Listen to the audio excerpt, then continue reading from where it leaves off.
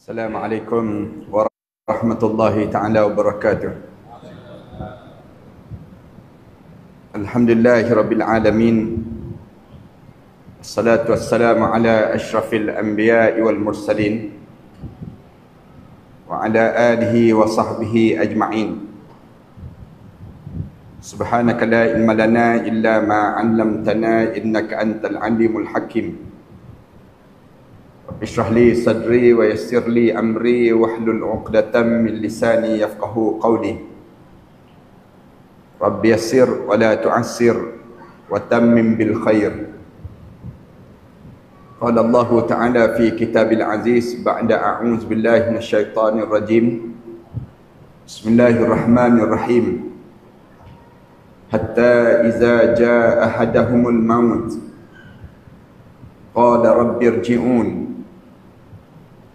la'alli a'malu salihan fima tarakt kalla innaha kalimatun huwa qailuha wa min waraihim barzakhun ila yaumi yub'atsun. Sehinggalah sampai saat kematian di kalangan manusia itu. Apabila mati saja anak Adam ini, mula dibaringkan jenazahnya di dalam kubur.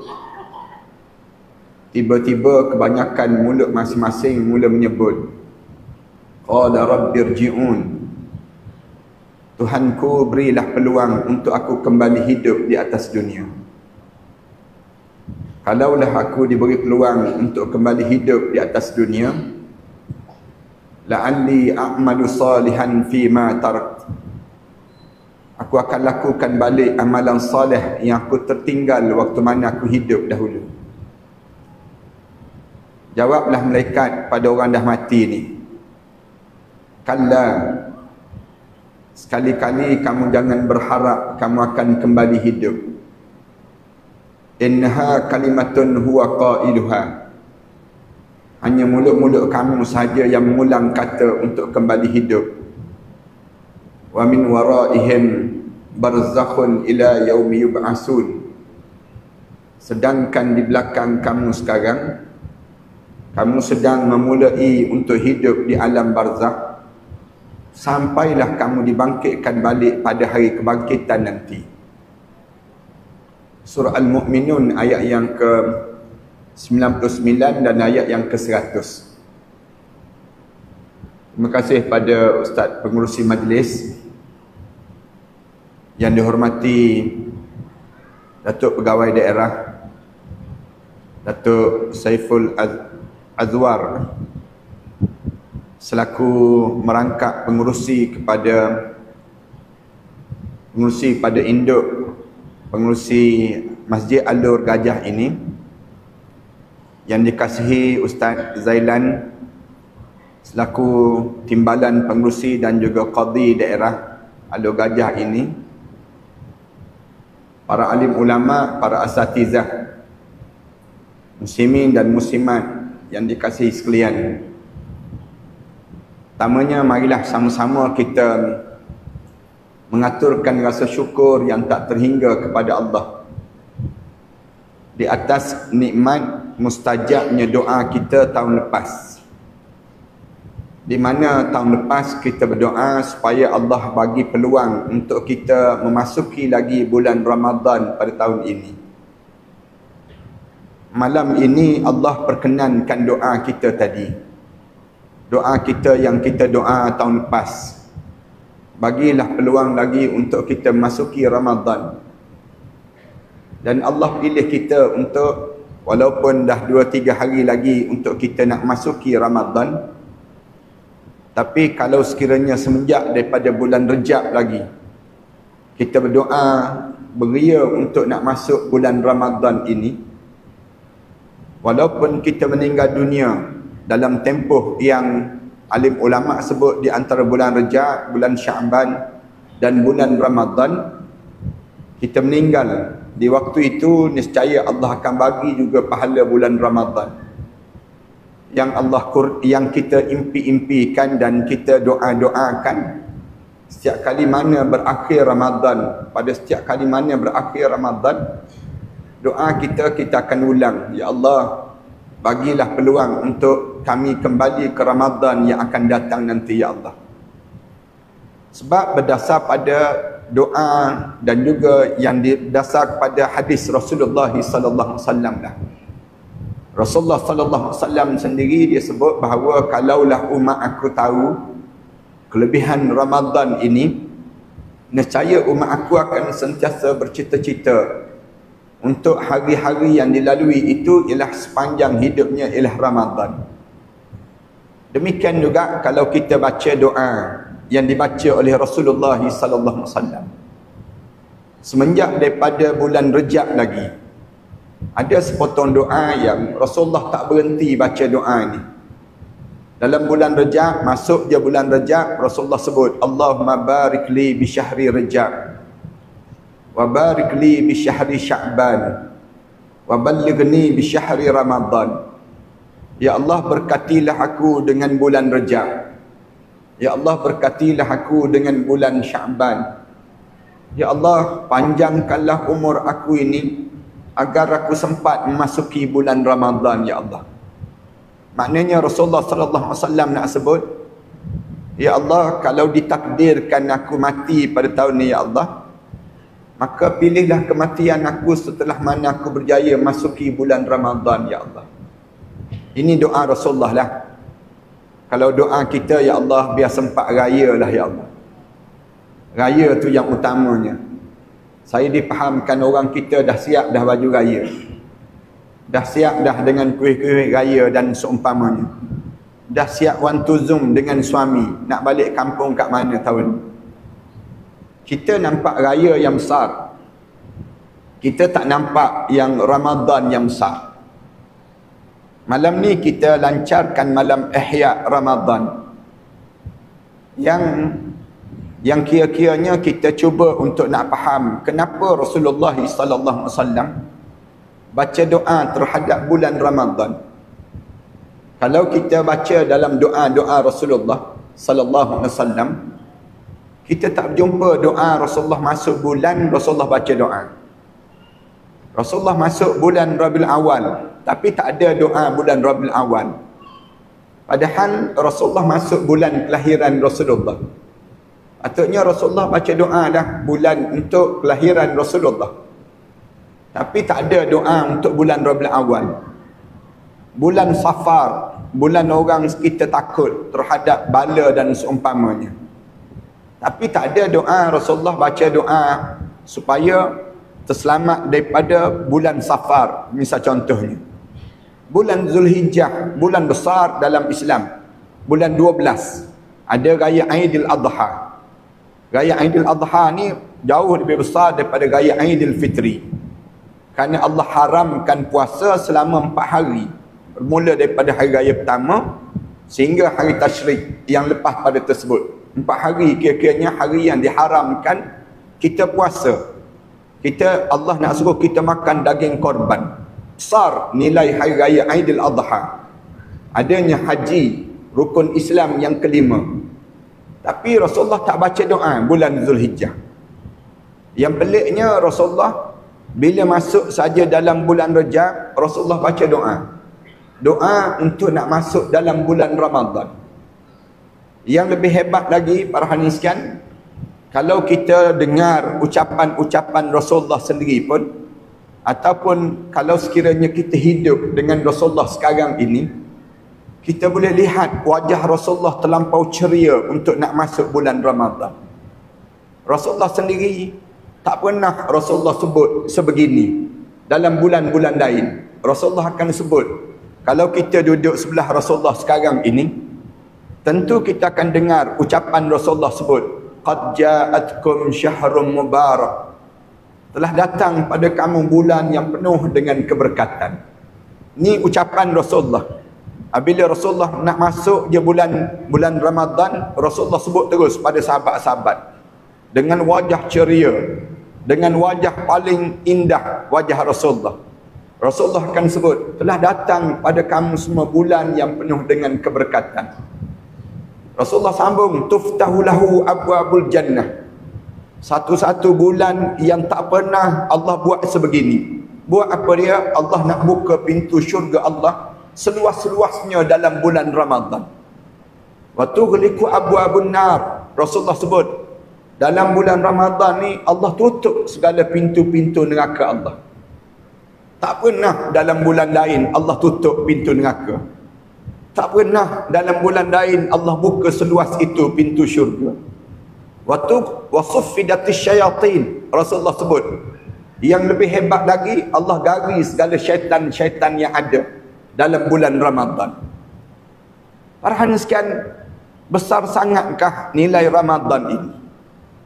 Malam ni kita nak cuba ulas tentang betapa besar nilai Ramadan ini kepada umat Nabi Muhammad sallallahu alaihi wasallam. Ulama-ulama sebut besar nilai Ramadan, terutama pada kita lah, pada umat Nabi Muhammad ini, disebabkan kerana yang pertama, memandangkan usia kita tidak sepanjang usia umat terdahulu. Umur kita hidup di atas dunia ini tak lama pun kita hidup dibandingkan dengan usia umat-umat terdahulu. Umat-umat terdahulu semua hidup lama dan panjang masa mereka hidup. Allah jadikan Nabi Nuh AS, tuan-tuan baca dalam kitab, panjang umurnya sampai 950 tahun dalam dia berdakwah di jalan Allah.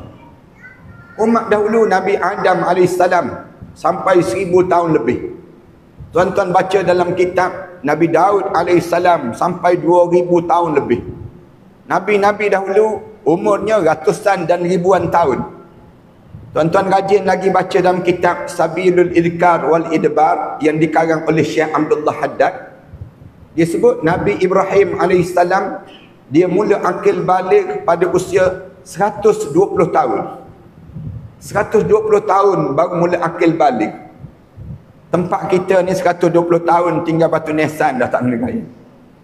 Nabi-nabi dahulu Allah jadikan panjang-panjang masa mereka hidup. Bila panjang masa mereka hidup, umur mereka hidup tu panjang, tentu banyak amal ibadah yang mereka buat. Sampai pada umur umat Muhammad, Allah jadikan umur kita pendek je. A'maru ummati baina 60 wa 70. Umur umat aku di antara 60 tahun hingga 70 tahun saja. 60 tahun hingga 70 tahun ni, tuan-tuan ingat ke lama ke kita hidup? Sekejap je. Sekejap je kita rasakan. Rasa kedengaran lagi kompang perkahwinan kita dahulu. Dah sekarang dah ada cucu dah kita. Rasa baru je kita hidup. Baru je lepas daripada sekolah menengah. Sekarang kita tengok rupa tua dah kita. Sekejap je perjalanan hidup kita kan. 60 tahun hingga 70 tahun ni, amalan apa yang terbaik yang kita ada untuk kita persembahkan di hadapan Allah? Untuk kita nak bagi tahu pada Allah, ya Allah, amalan ni lah aku layak untuk masuk syurga kamu, ya Allah. Tuan-tuan tak rasa ke rasa malu? Malu kita nak minta dengan Allah, nak masuk syurga dia yang harga begitu bernilai. Mahalnya syurga Allah, tak ada setanding di atas dunia ini. Allah tak jadikan demikian. Tiba-tiba kita rasa layak ke kita masuk syurga dengan amalan yang secuik je kita buat di atas dunia ini. Sikit je amalan kita, tak banyak pun amalan yang kita ada. Katakanlah saya boleh hidup 70 tahun, tuan-tuan boleh hidup sampai 70 tahun. 70 tahun pun 15 tahun yang terawal kita kena tolak dalam hidup kita kan. 15 tahun yang kita belum akil balik. Mana ada amalan yang terbaik pun. 15 tahun dah tolak, tinggal 55 tahun.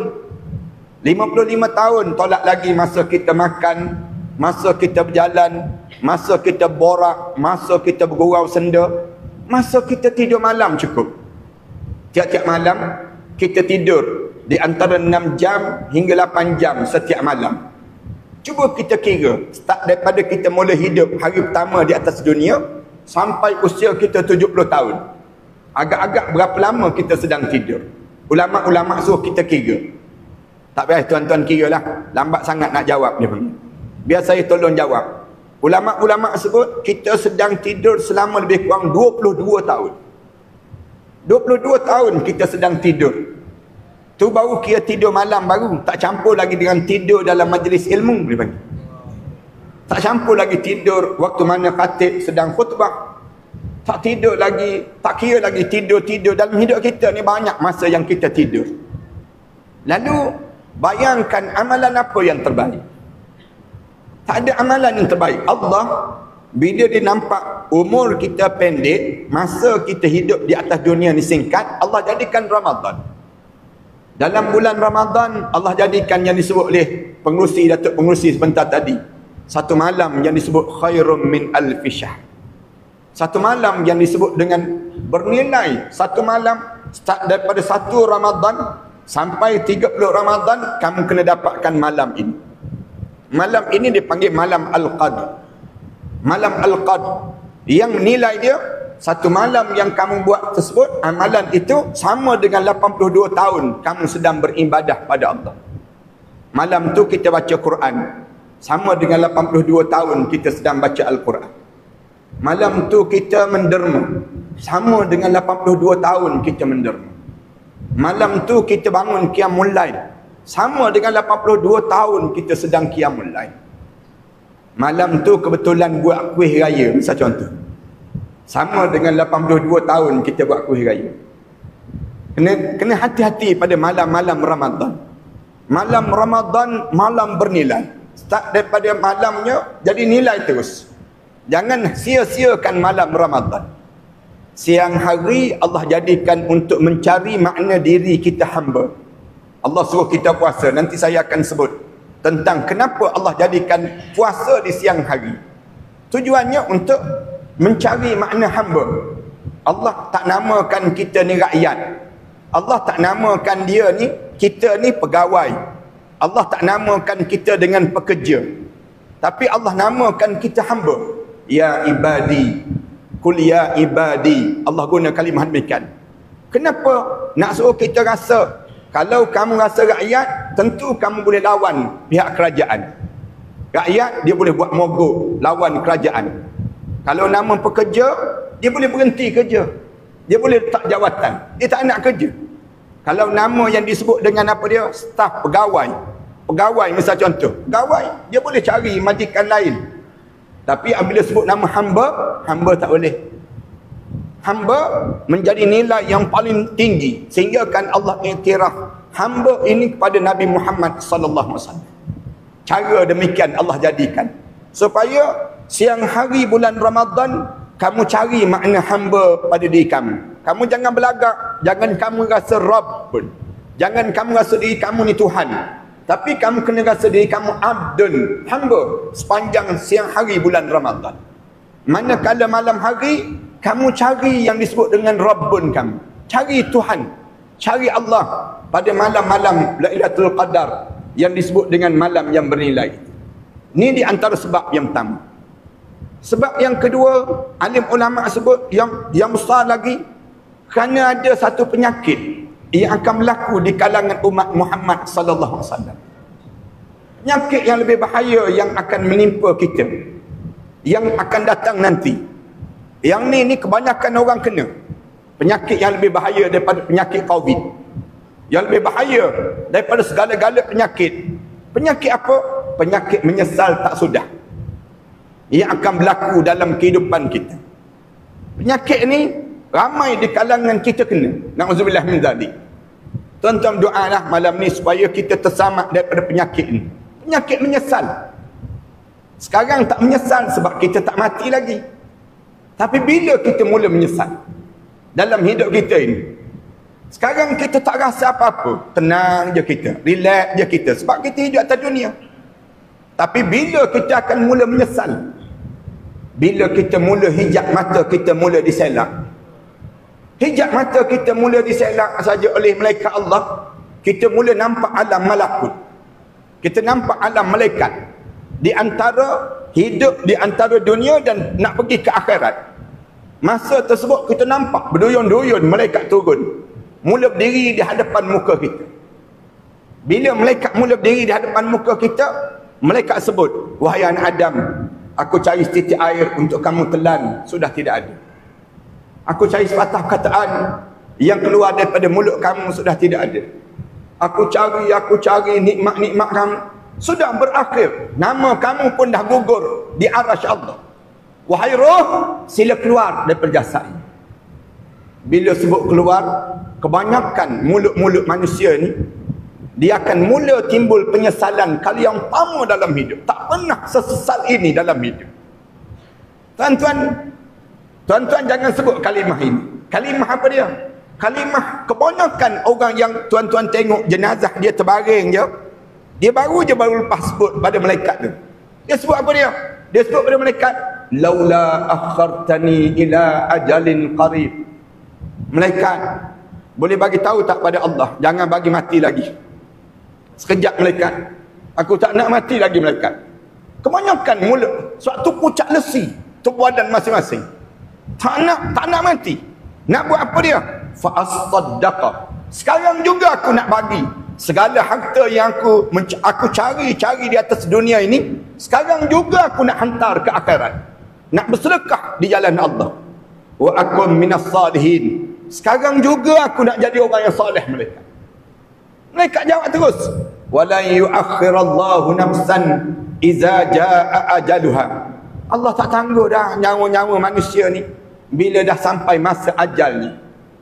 Bahasa mudahnya mereka sebut, dah terlambat bro, kata mereka. Sekarang baru kamu nak minta tangguh. Allah dah bagi dah peluang dalam hidup kamu. Tu kali pertama tuan-tuan. Saya tak cadang nak cerita panjang dalam bab ini. Kerana tuan-tuan biasa kalau dengar siri-siri kuliah saya sebelum daripada ni banyak dah saya cerita pendetailan. Dan kalau tuan-tuan rajin, tuan-tuan datang ke masjid ni, tuan-tuan belajar kitab yang saya cadangkan di masjid ni, belajar kitab yang disebut dengan kitab Imam Qurtubi rahimahullah, Tazkirah fi Ahwalil Maut, peringatan tentang cerita tentang kematian, ataupun kitab yang dikarang oleh Imam Jalaluddin As-Suyuti di sebalik tabir kematian. Banyak lagi kitab-kitab yang dikarang oleh para alim ulama cerita tentang mengenai bagaimana kematian berlaku. Ni kali pertama. Bila kali pertama saja malaikat masuk terus. Sambil masuk tu malaikat laung terus. Wajaat sakratul maut bil haqq. Zalika ma kunta minhu tahid. Telah datang saat sakaratul maut yang penuh dengan kebenaran. Inilah masa yang sering kali kamu lari-larikan diri sepanjang kamu hidup di atas dunia dahulu. Hidup atas dunia ni, kita hidup atas dunia ni, orang kita lagi daripada apa? Lagi daripada SPRM. SPRM pun sedang melarikan diri sekarang. Lagi daripada LHDN pun sedang melarikan diri. Lagi daripada polis pun sedang melarikan diri sekarang. Lagi daripada apa? Lagi daripada mati. Jangan bagi mati je. Dalam hidup kita ni, cuba tanya orang jogging tiap-tiap pagi tu kan. Tanya orang jogging tiap-tiap pagi tu. Jogging pagi-pagi lagi ni, kamu lagi daripada apa? Cuba tanya mereka. Mesti mereka jawab, lagi daripada malaikat maut disebut. Tanya orang yang makan ubat segenggam setiap hari. Yang orang makan ubat ni, tiap-tiap hari makan ubat. Orang yang kunci rumah dia, orang yang tutup segala nak jaga keselamatan. Daripada apa? Daripada malaikat maut je. Hidup ni kita sedang dikepung dengan kematian. Dalam tuan-tuan lagi satu jalan kematian, ada beribu lagi jalan kematian sedang mengangkat diri kita. Tak ada orang boleh selamat. Namalah dia raja, namalah dia agung, namalah dia ustaz, namalah dia tuan guru, namalah dia apa saja pun, dia kena berjumpa dengan kematian. Mati itu sampai saat setiap orang akan kena sampai. Kullu nafsin za'iqatul maut. Tiap yang menyawa dia kena merasai kematian dalam hidup ni. Ni Allah jadikan demikian. Yang kamu lagi itu sekarang dah sampai dah. Baru kena sakarat. Kena sakarat start daripada hujung kaki dahulu. Bermula kematian, tarik daripada bawah, tarik dia rentap, syaitan pula sibuk. Mula sibuk syaitan, ganggu pada orang nak meninggal dunia. Jangan taubat jangan taubat. Kamu baru sikit baru ni. Kamu tak ada apa-apa, kamu bertenang je. Kamu relax. Kamu jangan bertaubat. Syaitan pujuk, dunia memanggil. Hawa nafsu kita ni pula sedang teragak-agak. Mati ke tak mati? Mati ke tak mati? Dalam teragak-agak tersebut, tarik sampai ke lutut. Kemudian roh kita ditarik lagi daripada lutut sampai ke pusat. Tiba-tiba sampai di pusat, kebanyakan orang kena perangkap ini, perangkap kematian, di mana malaikat lepas. Sampai ke pusat, malaikat lepas roh dari pusat ini. Bila lepas saja roh daripada pusat dia, tiba-tiba roh ni turun balik. Roh ni turun ke bawah balik. Bila turun ke bawah, syaitan sebut, aku dah kata kan, tak mati kan, tak mati. Kamu rasa sendiri sekarang roh kamu sedang turun kan? Sejuk je, sedang turun balik. Roh kamu sedang semakin kembali balik pada tubuh badan kamu.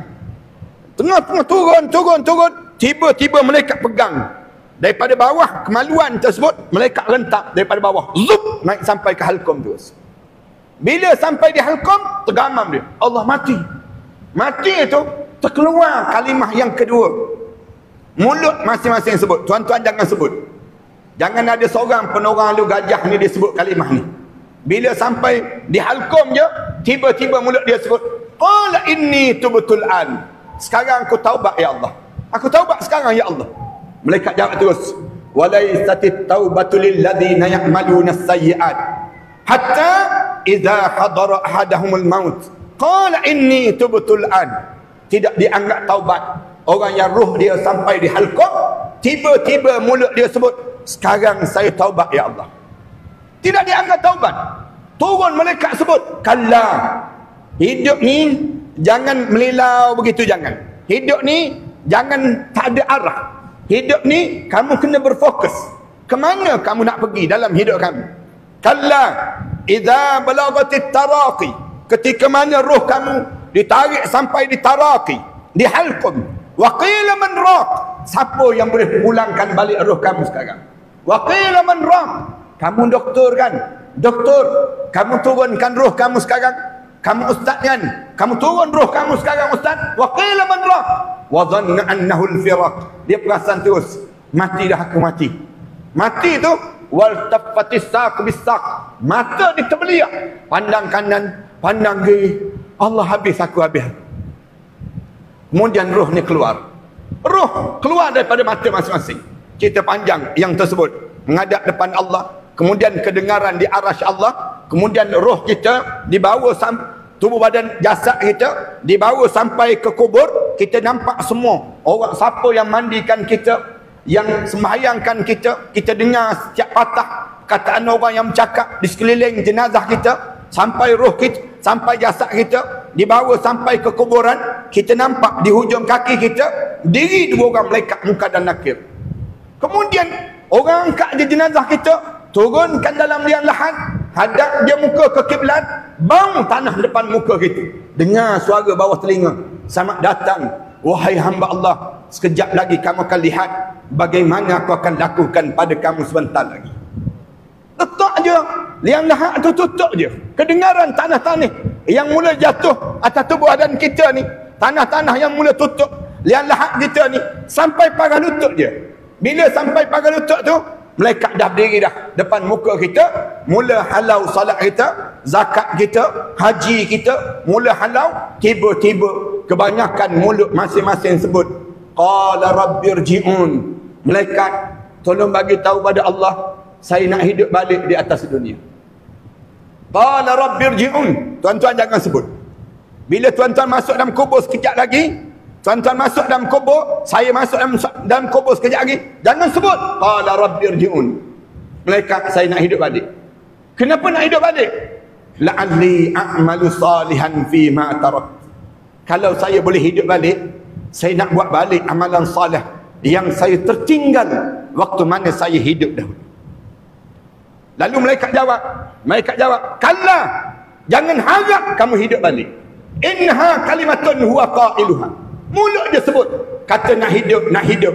Wa min waraihim barzakhun ila yaumi yub'atsun. Sedangkan di belakang kamu sekarang, kamu sedang melalui barzakh sampailah hari kebangkitan nanti.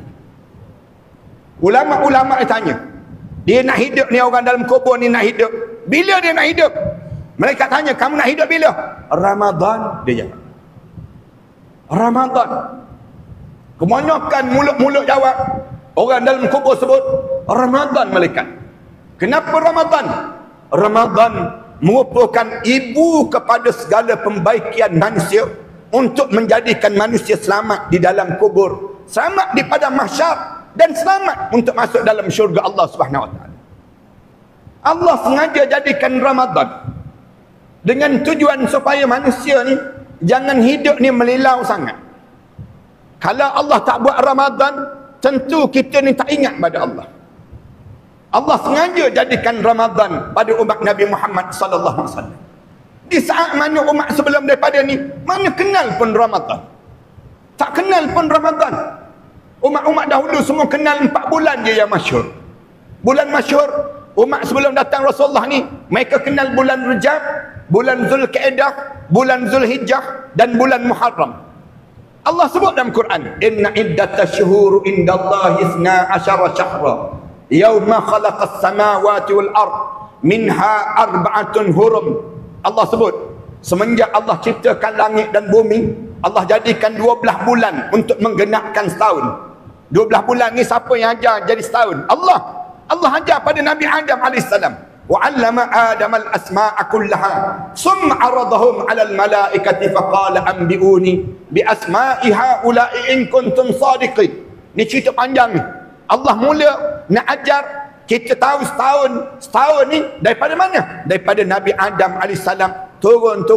Bukan mana-mana orang putih, mana-mana orang barat dan sebagainya. Yang ajar setahun ini ialah Allah. Orang barat datang tukar daripada nama bulan itu, bulan ini, tukar pada November, Disember, Januari dan sebagainya. Bulan, tahun Arnab, tahun macam-macam gaya, tahun mereka letak tersebut. Tapi dalam Islam, Islam ajar bulan ni nama dia begini, nama dia begini, nama dia begini. Bulan, dalam bulan tersebut ada 4 bulan yang diharamkan oleh Allah. Minha arba'atun hurum. Daripada itu ada 4 bulan yang diharamkan oleh Allah. Bulan ni bulan glamour di kalangan mereka. Rajab, kemudian Zulkaidah, Zulhijjah dan bulan Muharram. Ramadan tidak dikenali. Bila dikenali Ramadan? Bila datang Nabi Muhammad sallallahu alaihi wasallam. Datang Nabi Muhammad, Allah lonjakkan pada umat Muhammad. Dan Allah perkenalkan Ramadan ini pada khusus kepada umat Nabi Muhammad sallallahu alaihi wasallam. Dengan tujuan apa dia? Tujuan kamu jangan menyesal bila kamu mati nanti. Setiap kali mana kamu masuk saja dalam bulan Ramadan, kamu kena anggap ni Ramadan terakhir dalam hidup kamu. Tuan-tuan, sebagaimana tuan-tuan kena anggap demikian, tuan-tuan kena anggap tuan-tuan ni baru bangun daripada kubur je. Sekejap tadi bangun-bangun terus didatangkan ke masjid. Datang ke masjid. Kemudian tuan-tuan dengar pula ceramah nak masuk bulan Ramadan. Tengok pula bagaimana pelancaran ihya Ramadan. Apa perasaan tuan-tuan di saat itu? Tentu kita rasa beruntungnya aku. Beruntungnya Allah bagi peluang. Dan Allah bagi tahu, lepas Ramadan ni kamu tak ada jaminan kamu boleh hidup panjang lagi masa hidup kamu. Mungkin Ramadan ini Ramadan terakhir dalam hidup kamu. Lalu apa yang perlu kita buat untuk kita nak suruh kita ni supaya kita tak menyesal? Kenapa orang dalam kubur tu menyesal? Kita akan tanya balik. Kenapa orang dalam kubur tu sebut nak hidup? Sedangkan kalau kita baca dalam hadis Rasulullah sallallahu alaihi wasallam, orang yang masuk dalam kubur ni ada 2 je biasa kita dengar. Yang biasa masuk dalam kubur ni, satu masuk dalam kubur junam terus dalam neraka. Satu lagi kita dengar daripada hadis Rasulullah sallallahu alaihi wasallam, orang dalam kubur bila masuk saja mereka tanya ma rabbuka wa ma nabiyuka wa ma dinuka wa ma qiblatuka. Mereka jawab. Kemudian lepas pada tu malaikat pegang jenazah dia tu, mereka heret dia, sandar di dinding kubur, melurut kain kafan ni turun. Kemudian malaikat tanya dia, "Hei hamba Allah, nak hidup balik tak? Nak hidup balik?" Allah suruh tanya kamu, nak hidup balik tak? Nak hidup balik tak? Tak ada seorang pun orang mukmin jawab, saya nak hidup balik. Tak ada seorang pun orang mukmin semua jawab, tak nak dah hidup. Arwah ayah kita, arwah datuk nenek moyang kita yang dah meninggal dunia, kalau dia orang soleh, dia tak sebut dia nak hidup balik. Kecuali orang mati syahid. Orang mati syahid sebut, ya, saya nak hidup balik. Mereka yang gugur di jalan Allah, berjuang di jalan Allah, kerana mereka tak rasa sakit sakarat. Bila tanya pada orang yang mati, orang mukmin, kenapa kamu tak nak hidup balik? Dia jawab, sakit sakaratul maut itu terbawa-bawa sampai dalam lubang kubur. Dia tanya pada orang yang tak nak hidup balik ni, orang mukmin ni, dia tanya pada dia, kenapa kamu tak nak hidup balik? Saya dah nampak tempat saya dalam syurga Allah Subhanahu Wa Taala. Orang mukmin, mudah-mudahan kita semua malam ni insya-Allah. Tapi kenapa ada golongan yang ketiga yang disebut dalam surah Al-Mu'minun, yang Allah sebut, mulut dia meraung-raung sebut, qala rabbirji'un, malaikat jangan tanyalah, jangan tanya, tolonglah bagi peluang pada aku untuk aku hidup balik di atas dunia. Aku nak hidup balik. Kenapa nak hidup balik? Bila nak hidup balik? Kenapa mereka tak nak hidup? Kenapa mereka nak hidup balik? Kerana masuk dalam kubur, tiba-tiba tak jumpa syurga. Na'udzubillah min dzalik. Tuan-tuan, tak ada manfaat tuan-tuan. Bila kita hidup atas dunia ni, rumah besar, kereta mewah, kemudian pengaruh ramai, harta benda ada, segala benda kita ada atas dunia. Mati masuk kubur, masuk neraka terus. Manfaat apa kita hidup demikian? Dalam hidup kita, hidup kita ni Allah jadikan bukan untuk di sini. Hidup kita ni Allah jadikan untuk hidup di sana. Kan dalam doa kita sebut, Allahumma la insya illa insyal akhirah. Ya Allah, saya bukan nak hidup di dunia, tapi saya nak hidup di akhirat yang lebih besar. Dan Allah pun ajar demikian, walil akhiratu khairun wa abqa. Akhirat ini jauh lebih baik dan jauh lebih kekal. Lalu bila kita masuk dalam kubur, tiba-tiba tak jumpa syurga, di waktu itulah mulut akan meraung terus. Qala rabbirji'un, malaikat bagilah peluang untuk aku kembali hidup di atas dunia. Lalu alim ulama jawab, lalu Allah jadikan Ramadan ini untuk dirasai nikmat-nikmat syurga bagi orang mukmin bila dia masuk dalam bulan Ramadan nanti. Allah tukar program, Allah susun kembali program, nak ajar untuk kita hidup menjadi ahli syurga. Ramadan satu takbir urus yang disusun oleh Allah untuk menjadikan setiap manusia ni ahli syurga. Macam mana kita nak jadi ahli syurga? Yang sampai Rasulullah kata, bila Rasulullah naik mimbar, Rasulullah sebut amin, amin, amin 3 kali. Kemudian Rasulullah turun. Bila Rasulullah turun, sahabat-sahabat terkejut. Sahabat-sahabat tanya Rasulullah, ya Rasulullah, kenapa dengan kamu ya Rasulullah? Naik je mimbar yang pertama kamu sebut amin, amin, amin. Kemudian lepas tu kamu turun Rasulullah tanpa kamu khutbah. Kenapa Rasulullah? Rasulullah sebut, tatkala mana aku naik tangga yang pertama, aku dengar malaikat Jibril berdoa, ya Allah, celakalah bagi mana-mana umat Muhammad sallallahu alaihi wasallam yang dengar nama Rasulullah, tiba-tiba dia tak berselawat pada Rasulullah sallallahu alaihi wasallam. Rasulullah sebut amin. Rasulullah sebut amin. Kemudian aku naik anak tangga yang kedua, aku dengar malaikat Jibril berdoa, ya Allah, celakalah mana-mana umat Muhammad yang di mana dia masih mempunyai mak dan ayah dia, tiba-tiba bila dia mati, dia masuk dalam neraka Allah kerana disebabkan dosa dia dengan mak dan ayah dia. Celakalah manusia yang demikian. Rasulullah sebut amin. Rasulullah sebut amin. Kemudian Rasulullah kata, aku naik anak tangga yang ketiga, aku dengar malaikat Jibril baca doa, celakalah ya Allah, celakalah mana-mana umat Muhammad sallallahu alaihi wasallam yang masuk bulan Ramadan, tiba-tiba dia keluar daripada bulan Ramadan, tak terkeluar nama dia daripada senarai ahli neraka Allah, tak tertulis nama dia di pintu-pintu syurga Allah Subhanahu wa taala. Celakalah orang yang demikian. Rasulullah sebut amin. Celakalah manusia yang demikian. Maknanya apa dia? Ramadan betul-betul nak menjadikan setiap di kalangan kita ni ahli syurga. Macam mana nak suruh jadi ahli syurga? Allah sendiri susun. Ulama-ulama sebut, ada 3 perkara yang besar yang mesti kita lakukan dalam bulan Ramadan ini untuk menjadikan kita ahli syurga. Allah sendiri yang susun. Semenjak daripada bulan Rejab lagi. Bulan Rejab Allah susunkan dengan peristiwa Isra wal Mi'raj. Dalam bulan Syaban ini Allah jadikan 2 program yang orang Melayu kita terlupa terhadap 2 program yang besar ini. Program yang pertama nisfu Syaban yang Allah jadikan. Ni orang Melayu kita sambut. Dari setengah-setengah masjid buat ingatan malam nisfu Syaban. Tapi ada setengah di kalangan kita dia tak peduli langsung pada malam nisfu Syaban. Ada satu lagi program yang besar dalam bulan Syaban. Allah jadikan peristiwa pertukaran kiblat. Di mana solat kita asal menghadap pada Masjid Al-Aqsa, kemudian diubah pada Masjidil Haram. Satu muka dalam surah Al-Baqarah juzuk yang kedua tu cerita tentang pertukaran kiblat. Qad nara taqalluba wajhika fis sama' falanwalliyannaka qiblatan tardaha fawalli wajhaka syatral Masjidil Haram. Tuan-tuan yang ada kesempatan lagi ni, tuan-tuan ambil manfaat dalam bulan Syaban ini untuk belajar tentang pertukaran kiblat. Saya tak cadang nak sebut yang ni. Tapi yang besar lagi, dalam bulan Ramadan Allah jadikan 3 program yang besar. 3 program ini untuk menjadikan kita ni, tiga ni kalau kita boleh jaga betul-betul, kita ahli syurga terus. Yang pertama, program yang pertama dipanggil yang disebut dengan Perang Badar yang berlaku dalam bulan Ramadan. Peperangan Badar 313 orang lawan dengan 1000 orang. Perlu dihayati. Ulama kata, kenapa perang Badar? Allah nak suruh siapa-siapa yang masuk dalam bulan Ramadan, tolong bersihkan betul-betul hatinya. Hati ni perlu dibersihkan dan ditanamkan keyakinan kepada Allah Subhanahu Wa Taala. Masuk Ramadan tak boleh masuk dengan keadaan hati yang kotor.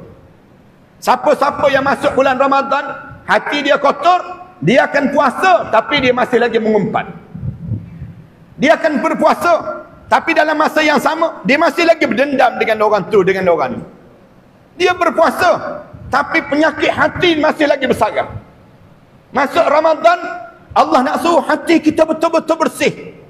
Tak ada kekotoran dalam hati kita. Yang kita masukkan keyakinan kepada Allah dalam hidup kita yang disebut dengan Islam. Sehingga kan Allah pesan, wala tamutunna illa wa antum muslimun. Jangan biarkan diri kamu mati kecuali saat mana kamu mati kamu betul-betul Islam. Hidup ni tak boleh yakin selain daripada Islam. Jangan percaya kepada selain daripada Islam. Tuan-tuan percaya pada ajaran sesat, tuan-tuan akan rosak. Tuan-tuan percaya dengan pahaman nasionalis, liberalis, komunis, nasionalis, segala izam-izam yang lain daripada Islam, tuan-tuan akan menyesal masuk dalam kubur nanti. Menyesal saja dalam hidup kita. Keyakinan hidup hanyalah untuk Islam. Tak boleh kita terima selain daripada Islam dalam tuanan kita. Kita orang Islam kan? Orang Islam tak yakin dengan Islam. Pergi percaya dengan kapitalis. Pergi percaya dengan liberalis. Satu pahaman yang mengagut, yang merosakkan keyakinan hidup seseorang. Tuan-tuan, selain daripada Islam tak boleh samakan kita dalam kubur. Tak boleh. Bila masuk dalam bulan Ramadan, bersihkan betul-betul hati daripada perangai-perangai yang buruk, prasangka, perangai-perangai yang tak baik, akhlak yang buruk, yang menyebabkan kita tahu bagaimana kotor tak kotor hati kita ni. Waktu mana kita salat, kita tak rasa nikmat lazat dalam beribadah pada Allah. Itu tanda hati yang kotor. Tuan-tuan nak tahu kita ni banyak dosa tak banyak dosa? Setiap kali mana kita berbuat benda kebaikan, kita rasa berat. Berat nak buat benda yang baik. Manakala kita nak buat benda yang jahat, jadi ringan terus. Itu tanda hati kita kotor. Orang yang masuk bulan Ramadan, di saat mana hati dia kotor, akan ada di kalangan kita, dia puasa tapi dia tak semayang. Dia puasa tapi dia tak tutup aurat. Dia masuk bulan Ramadan, dia nampak Ramadan itu bulan pesta makan. Kat tangan dia ni penuh dengan makanan. Kemudian dia balik ke rumah dia membazir dengan makanan tersebut. Banyak mana dia buat pembaziran? Kenapa? Hati yang kotor. Hati yang kotor, tamak yang tak berkesudahan. Dia akan jadi tamak. Orang yang hati dia bersih, dia tak akan jadi tamak dalam bulan Ramadan. Dia akan rasa tenang, dia akan rasa cukup dengan apa yang Allah bagi dalam hidup aku. Dia tak akan rasa macam kerasukan dalam hidup dia. Pantang masuk bazar Ramadan, tak cukup 1, 10 bazar Ramadan dia masuk. Nak sebutnya beria je dia. Kenapa? Hati yang kotor. Hati yang kotor menyebabkan di waktu ini dia akan jadi rosak. Allah, dia nak suruh kita hati kita bersih. Allah suruh kita belajar dengan Perang Badar. Perang Badar tu betul-betul sahabat-sahabat yang bersih. Sehingga kan Allah jadikan ranting kayu tu berubah menjadi pedang. Ada seorang sahabat, dia datang berjumpa dengan Rasulullah, dia tunjuk pedang dia yang hanya tinggal pemegang saja. Dia bawa pedang yang sumbing. Pedang dia tersebut dia patahkan satu sehingga dia pemegang saja. Dia tunjuk pada Rasulullah, "Ya Rasulullah, tinggal pemegang saja Rasulullah. Aku perang sungguh-sungguh." Rasulullah ambil ranting kayu, Rasulullah goncang.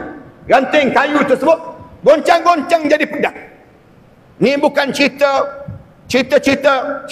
biasa ni, bukan ni. Ni cerita mukjizat Rasulullah. Kita jangan goyang. Kalau kita goyang tak jadi pedang, jangan harap. Cuma nak sebutnya ni mukjizat Rasulullah sallallahu alaihi wasallam. Perang Badar. Di sudut logik akal, tak logik 313 orang berjaya menentang 1000 orang.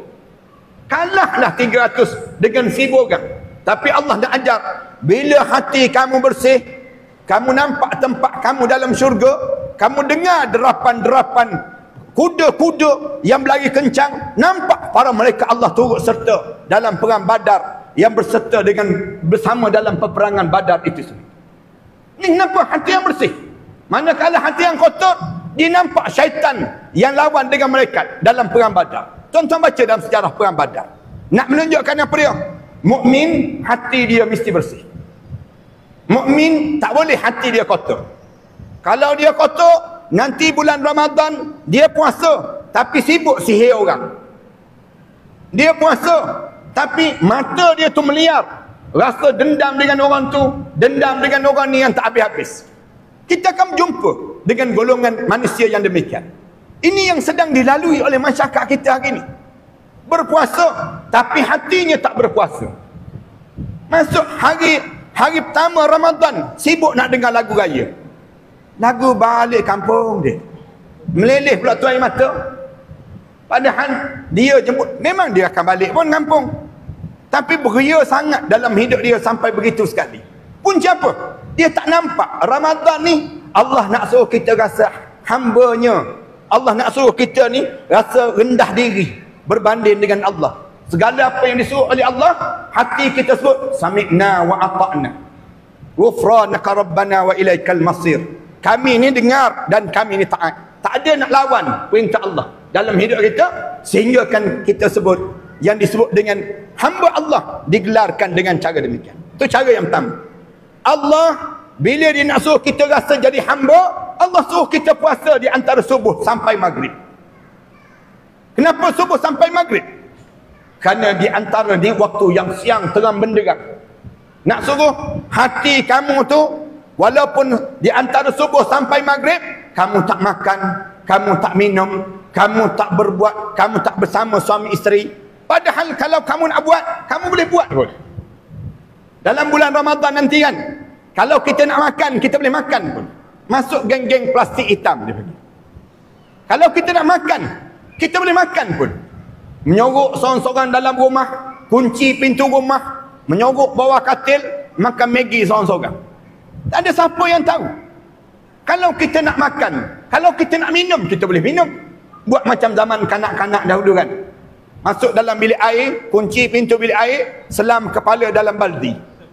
Kemudian telan air, gup-gup 2-3 teguk, lepas tu timbul balik.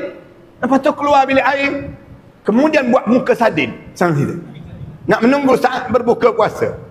Boleh pun. Tapi kenapa bulan Ramadan kita tak makan? Kenapa kita tak korek hidung kita? Kenapa kita tak masukkan jari kita dalam telinga kita? Kita rela tenyih di luar saja. Kenapa kita jaga ada setengah orang sampai tak kentut dalam bulan Ramadan? Tahan, kembung perut-perut. Kenapa? Takut nanti batal puasa dia. Nak sebutnya gambaran bagaimana jaganya dia. Kenapa jaga? Anak-anak yang sekecil usia 6 tahun boleh tak makan, tak minum, jaga dalam bulan Ramadan.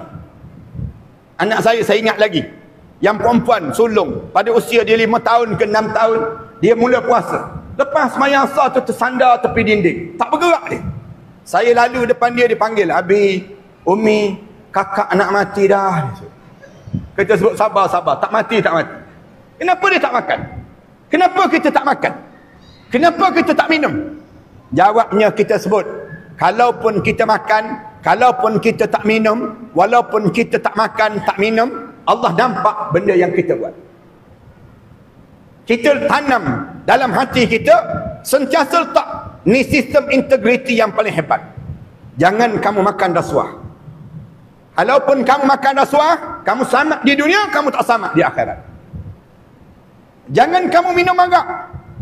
Jangan kamu minum air ketum. Air ketum pun jangan minum. Nak ajar dalam hidup, jangan sibuk dalam hidup kamu terbuat maksiat dalam diri kamu. Walaupun kamu selamat di dunia, kamu tak selamat di akhirat. Sampai di akhirat nanti Allah tutup mulut. Al-yawma nakhtimu ala afwahihim wa tukallimuna aydihim wa tashhadu arjuluhum bima kanu yaksibun. Hari yang Allah tutup mulut masing-masing. Wa tukallimuna aydihim. Tangan ni bercakap. Tangan ni sebut. Tangan ni lah yang curi buah durian musangking tu ya Allah. Tangan ni lah yang sebut. Tangan ni lah yang panjat dinding itu. Tangan ni lah yang saing borang itu. Tangan inilah yang hulu pada orang tersebut. Tangan ni wa tashhadu arjuluhum. Kaki menjadi saksi. Bima kanu yaksibun. Dengan apa yang kamu kerjakan sepanjang kamu hidup di atas dunia dahulu. Sampai peringkat kulit ni bertengkar dengan kulit. Wa qalu li juludihim lima syahidtum alaina. Di akhirat nanti kulit ni marah pada kulit. Hei kulit, kenapa kamu bercakap? Kenapa kamu jadi saksi? Lima syahidtum alaina. Kenapa kamu saksi ke atas sama-sama kita? Tiba-tiba kulit ni jawab, qalu antaqanallahu alladhi antaqa kulla syai'. Kulit ni bagi tahu, tak tahulah kenapa hari ni Allah bagi aku boleh bercakap. Hari ni Allah jadikan aku yang boleh bercakap. Nak ajar apa dia? Ingat ya, hati kita ni jangan berbolak-balik dengan Islam. Hidup kita ni sentiasa kita tanam pada diri kita satu ayat ni. Wala tamutunna illa wa antum muslimun. Jangan biarkan diri kamu mati kecuali saat mana kamu mati, kamu betul-betul Islam dalam hidup kamu. Jangan bercampur. Islam sikit, nasionalis sikit. Islam sikit, sekuleris sikit. Jangan campur. Jangan campur. Al-Islam huwal Islam. Islam ni Islam. Orang kita ni tak yakin dengan Islam, tuan-tuan. Berapa ramai orang kita ni, dia pergi ke bank, pegawai bank tanya, nak buat loan cara Islamik ke cara konvensional? Dia tanya balik pegawai bank tersebut, mana yang untung? Dia boleh tanya. Tanda dia tak yakin. Orang kita, bila kita tanya, tak hantar nak belajar Quran ke? Tak hantar nak menghafal Quran ke? Dia tanya balik, ada masa depan ke? Nak kerja benda? Kalau belajar Al-Quran sepanjang masa. Nak sebutnya orang kita tak yakin dengan Islam. Ramadan, Allah suruh tanamkan keyakinan dalam jiwa kita. Bersihkan hati kita ni, betul-betul hidup dengan Islam. Ini yang pertama. Yang kedua, siapa nak masuk syurga, Allah jadikan Ramadan ni, Allah suruh betulkan ibadah. Betulkan kembali ibadah. Hidupkan ibadah. Ibadah apa yang kena jaga dalam hidup? Jaga solat. Solat ni kena jaga betul-betul. Solat ni, Allah bila masuk Ramadan, Allah suruh kita puasa bermula pada subuh, berakhir dengan maghrib. Kenapa subuh sampai maghrib? Kenapa Allah tak suruh kita puasa bermula pada zuhur, berakhir dengan isyak? Kenapa kita tak puasa bermula pada asar, berakhir dengan subuh besok? Kenapa subuh sampai maghrib? Ulama-ulama jawab, dua waktu ini kebanyakan orang kita tinggal salat. Subuh, orang kita payah nak bangun semayang subuh. Payah nak bangun semayang subuh. Ramadan, Allah jadikan program. Nak suruh bangun semayang subuh, senang je Allah buat. Allah programkan bersahur sebelum mana subuh. Allah tahu manusia ni, kalau sebut bak makan, sanggup bangun. Letak 10 jam loceng bawah katil dia. Bangun kita. Kunci jam. Bulan lain tak pernah kunci jam. Ramadan kunci jam. Kunci jam. Satu sahur dekat-dekat dengan subuh. Makruh kita sahur pukul 4 pagi. Makruh. Sahur 4:30 pagi. Makruh. Pukul 5 pagi. Makruh lagi. Pukul berapa yang sunat hangat? Afdal sangat. 5:30. Bila subuh pukul 6. Pukul 5:30 mula sahur. Dengan tujuan lepas sahur terus pergi sembahyang subuh. Ini teknik yang diajar. Cuma dalam kalender Melayu kita ni dia ada waktu imsak. Ni kalender Melayu je. Kalender Arab tak ada pun waktu imsak. Saya pernah tanya guru saya, kenapa kalender Arab tak ada waktu imsak? Kalender Melayu ada waktu imsak? Guru saya jawab, orang Melayu kita ni kuat makan. Kalau tak buat waktu imsak, dia tak sempat nak break. Tak dengar Allahu Akbar tu ngap lagi sebiji. Allah Dia nak suruh didik jaga solat subuh ni, Allah jadikan sahur. Mana ada dalam dunia ni makan sebelum mana subuh? Breakfast sebelum mana subuh? Allah programkan Ramadan, diajar, mulakan hidup kamu wahai orang mukmin sebelum mana subuh. Jangan pukul 7.30 baru kamu nak mulakan hidup. Jangan kamu ingat memulakan hidup ni pukul 8 pagi. Mulakan hidup sebelum mana subuh. Sampai Rasulullah nak suruh bangun sebelum mana subuh, nak suruh jaga salat subuh, Rasulullah sebut masa itu masa yang berkat. Tasahharu walau bitamratin fa innaha barakah. Bersahur walaupun sebiji kurma, kerana masa itu penuh dengan keberkatan. Makan sebiji kurma boleh bertahan sampai maghrib. Bayangkan betapa besarnya nilai sebiji kurma. Cuba masa lain kita makan sebiji kurma pukul 9 pagi. Pukul 9 pagi, masa yang sebegini, pukul 12 tengah hari ketar tangan-tangan. Kerana beriak, Allah jadikan masa itu berkat. Sebelum subuh, masa berkat. Bangun baca doa. Bangun untuk salat. Bangun untuk sahur.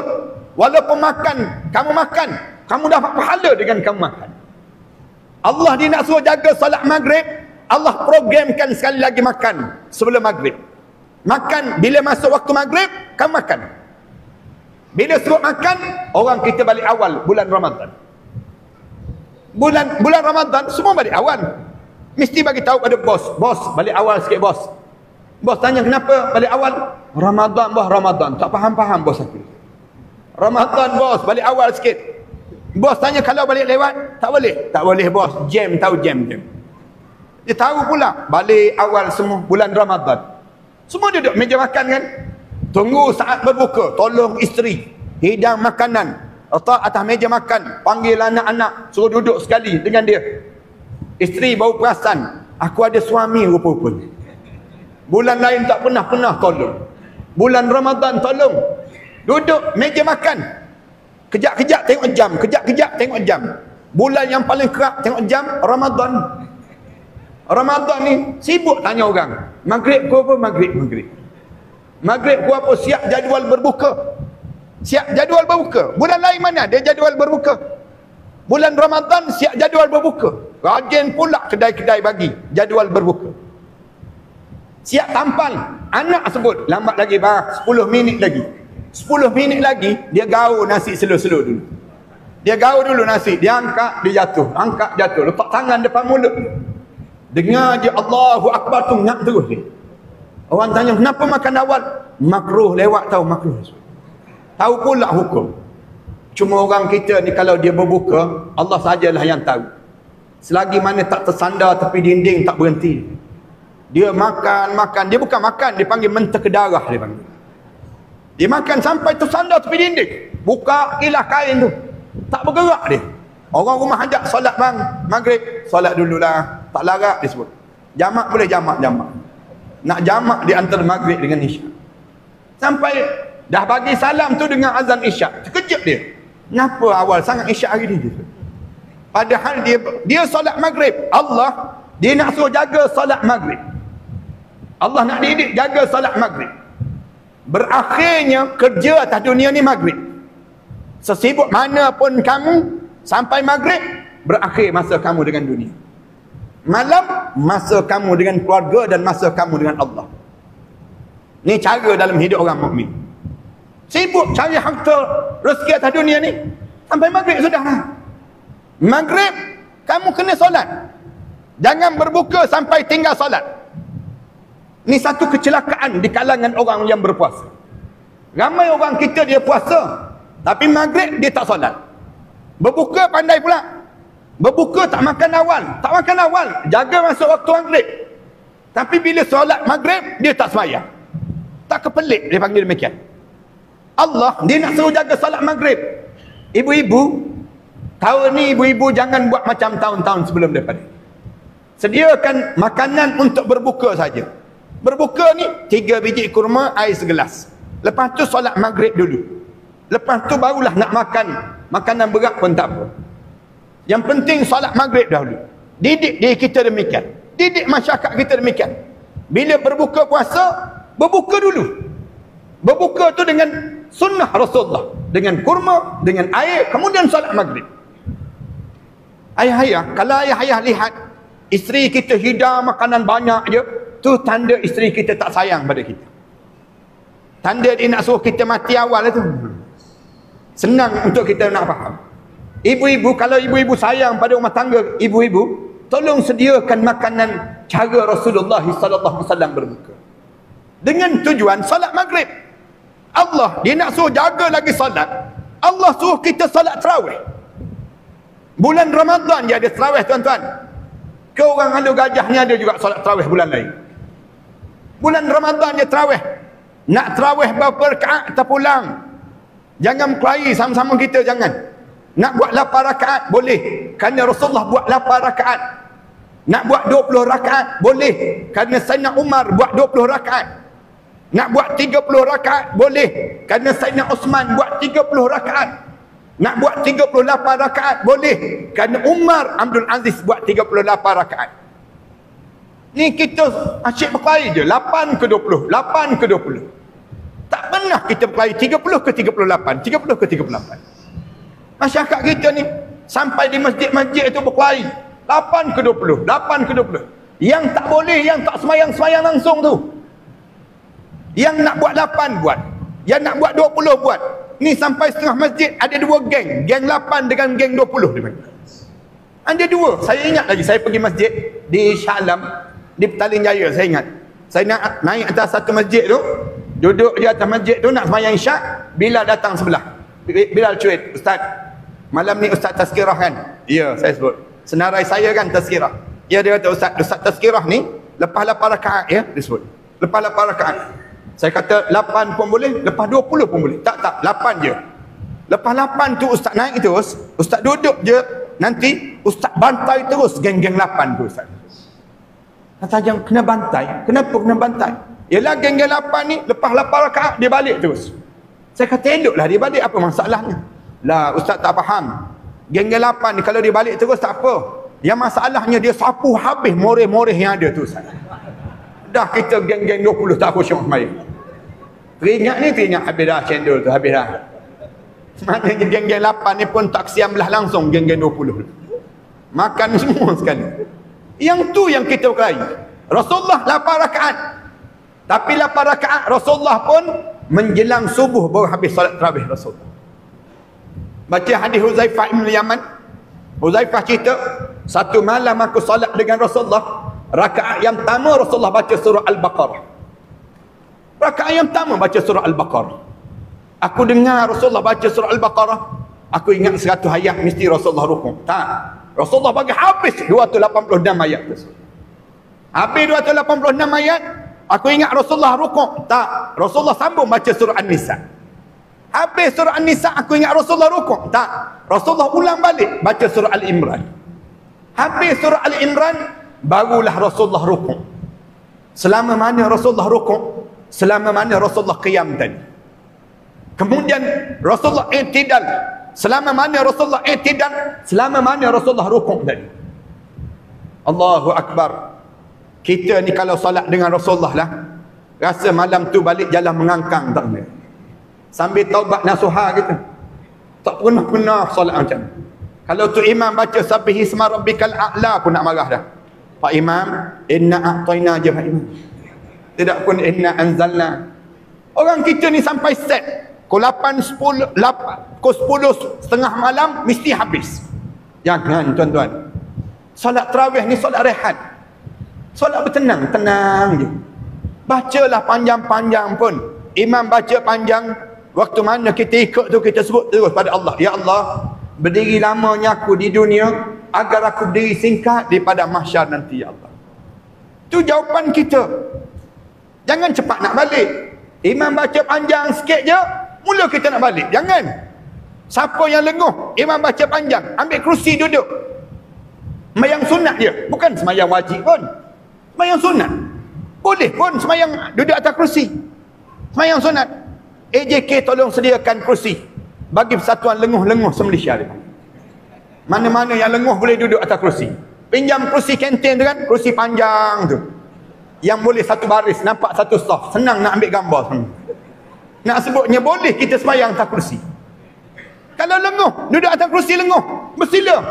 Semayang sambil bersila. Kalau lenguh juga, bersila pun tak boleh juga. Sesak dada ni, makan banyak sangat tadi. Pantang sendawa, keluar cendol sebiji. Yang jenis duduk pun tak boleh, baring. Semayang tarawih sambil baring. Cuma tak dibuat orang lah. Kalau buat juga orang mandang atas bawah. Dia ni malam besok mesti berbantah peluk. Orang dah lama dah bagi salam, tak bagi salam lagi. Tak sebutnya boleh. Kalau tak boleh juga, sambil baring pun tak boleh. Boleh talqin dah, mati dah dia. Nak sebutnya bolehnya dalam Islam. Mudahnya dalam Islam. Nak suruh apa dia? Jaga solat. Solat ni miftahul jannah. Anak kunci pada syurga. Siapa yang pernah tinggal solat, tolong qada solat. Siapa yang dia tak mampu nak qada, dia taubat nasuha. Taubat sungguh-sungguh. Dia tak solat, tak berjaya. Tak usah ceritalah besar mana pun kereta dia. Tak usah ceritalah besar mana pun jawatan dia. Kalau dia tak solat, dia masuk dalam neraka sakar. Ada satu neraka khusus. Kalau Allah benci sungguh pada manusia ni, Allah sediakan neraka sakar.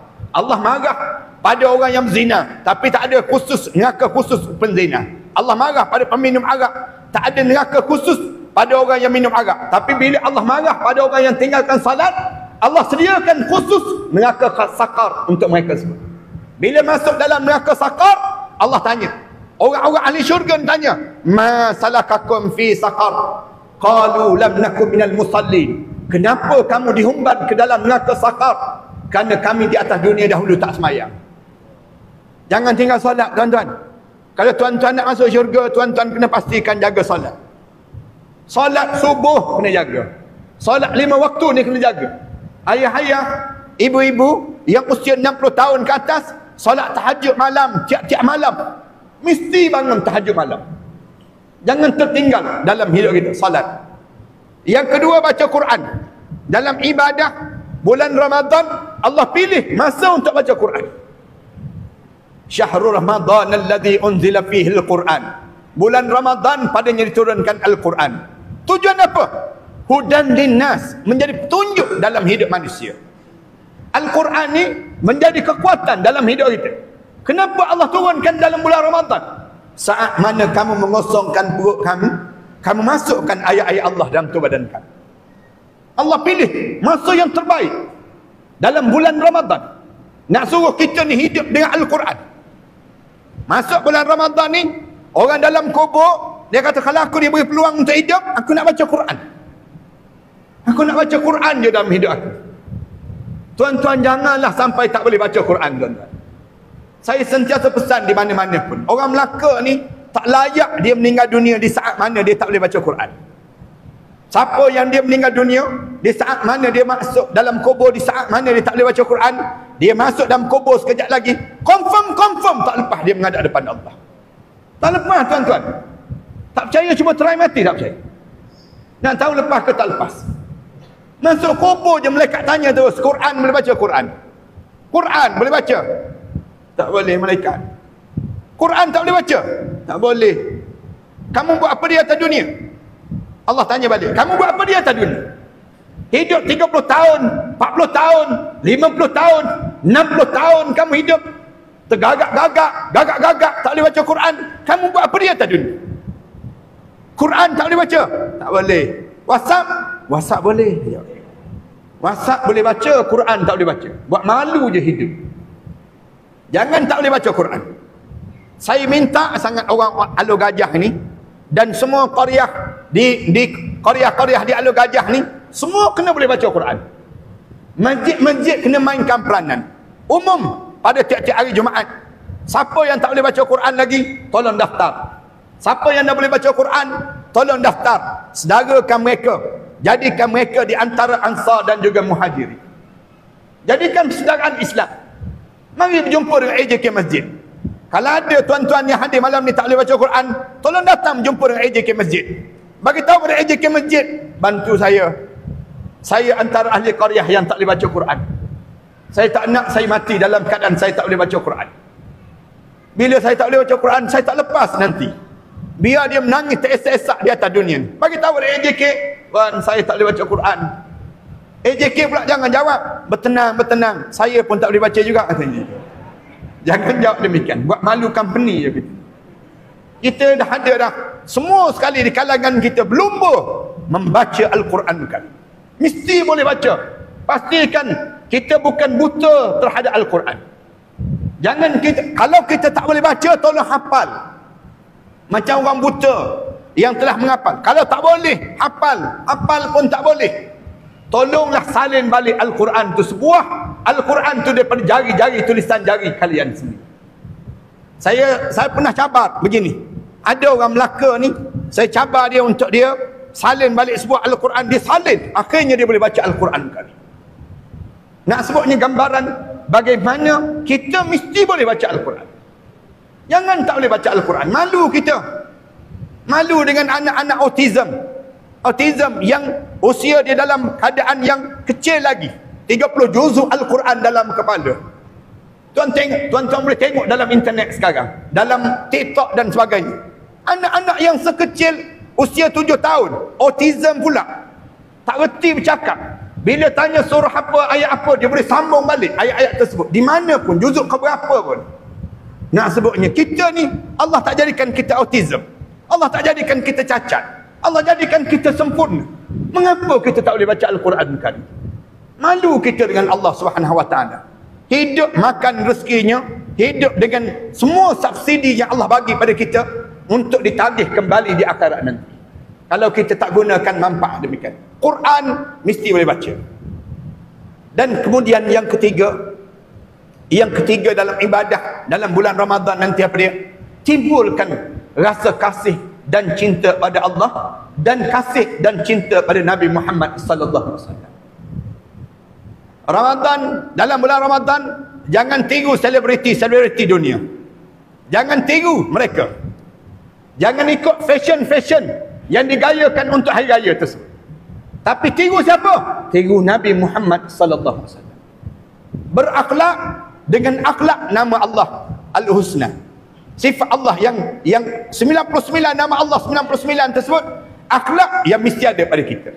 Yang ni disebut oleh Imam Ghazali, disebut dalam kitab Mustaqlas, akhlaklah kamu dengan akhlak nama-nama Allah yang 99 tersebut. Yang kedua, berakhlak dengan akhlak yang disebut dengan Nabi Muhammad sallallahu alaihi wasallam. Tiru Nabi Muhammad. Contohi dalam hidup kita ni bagaimana Rasulullah berpakaian, cara Rasulullah. Bukan berpakaian sebagaimana model-model fashion dan penyanyi-penyanyi yang entah daripada mana mereka datang tersebut. Jangan tuan-tuan. Kita orang mukmin kan, contohilah para asatizah, para ustaz-ustaz, para alim ulama. Ustaz-ustaz, alim ulama yang ada di Alur Gajah ni mesti menjadi qudwah yang baik. Kalian menjadi wakil-wakil pada Rasulullah sallallahu alaihi wasallam. Dan kita mesti berakhlak demikian. Akhlak yang terpuji di kalangan kita, sehingga kita menjadi contoh pada penduduk Alur Gajah ini sendiri.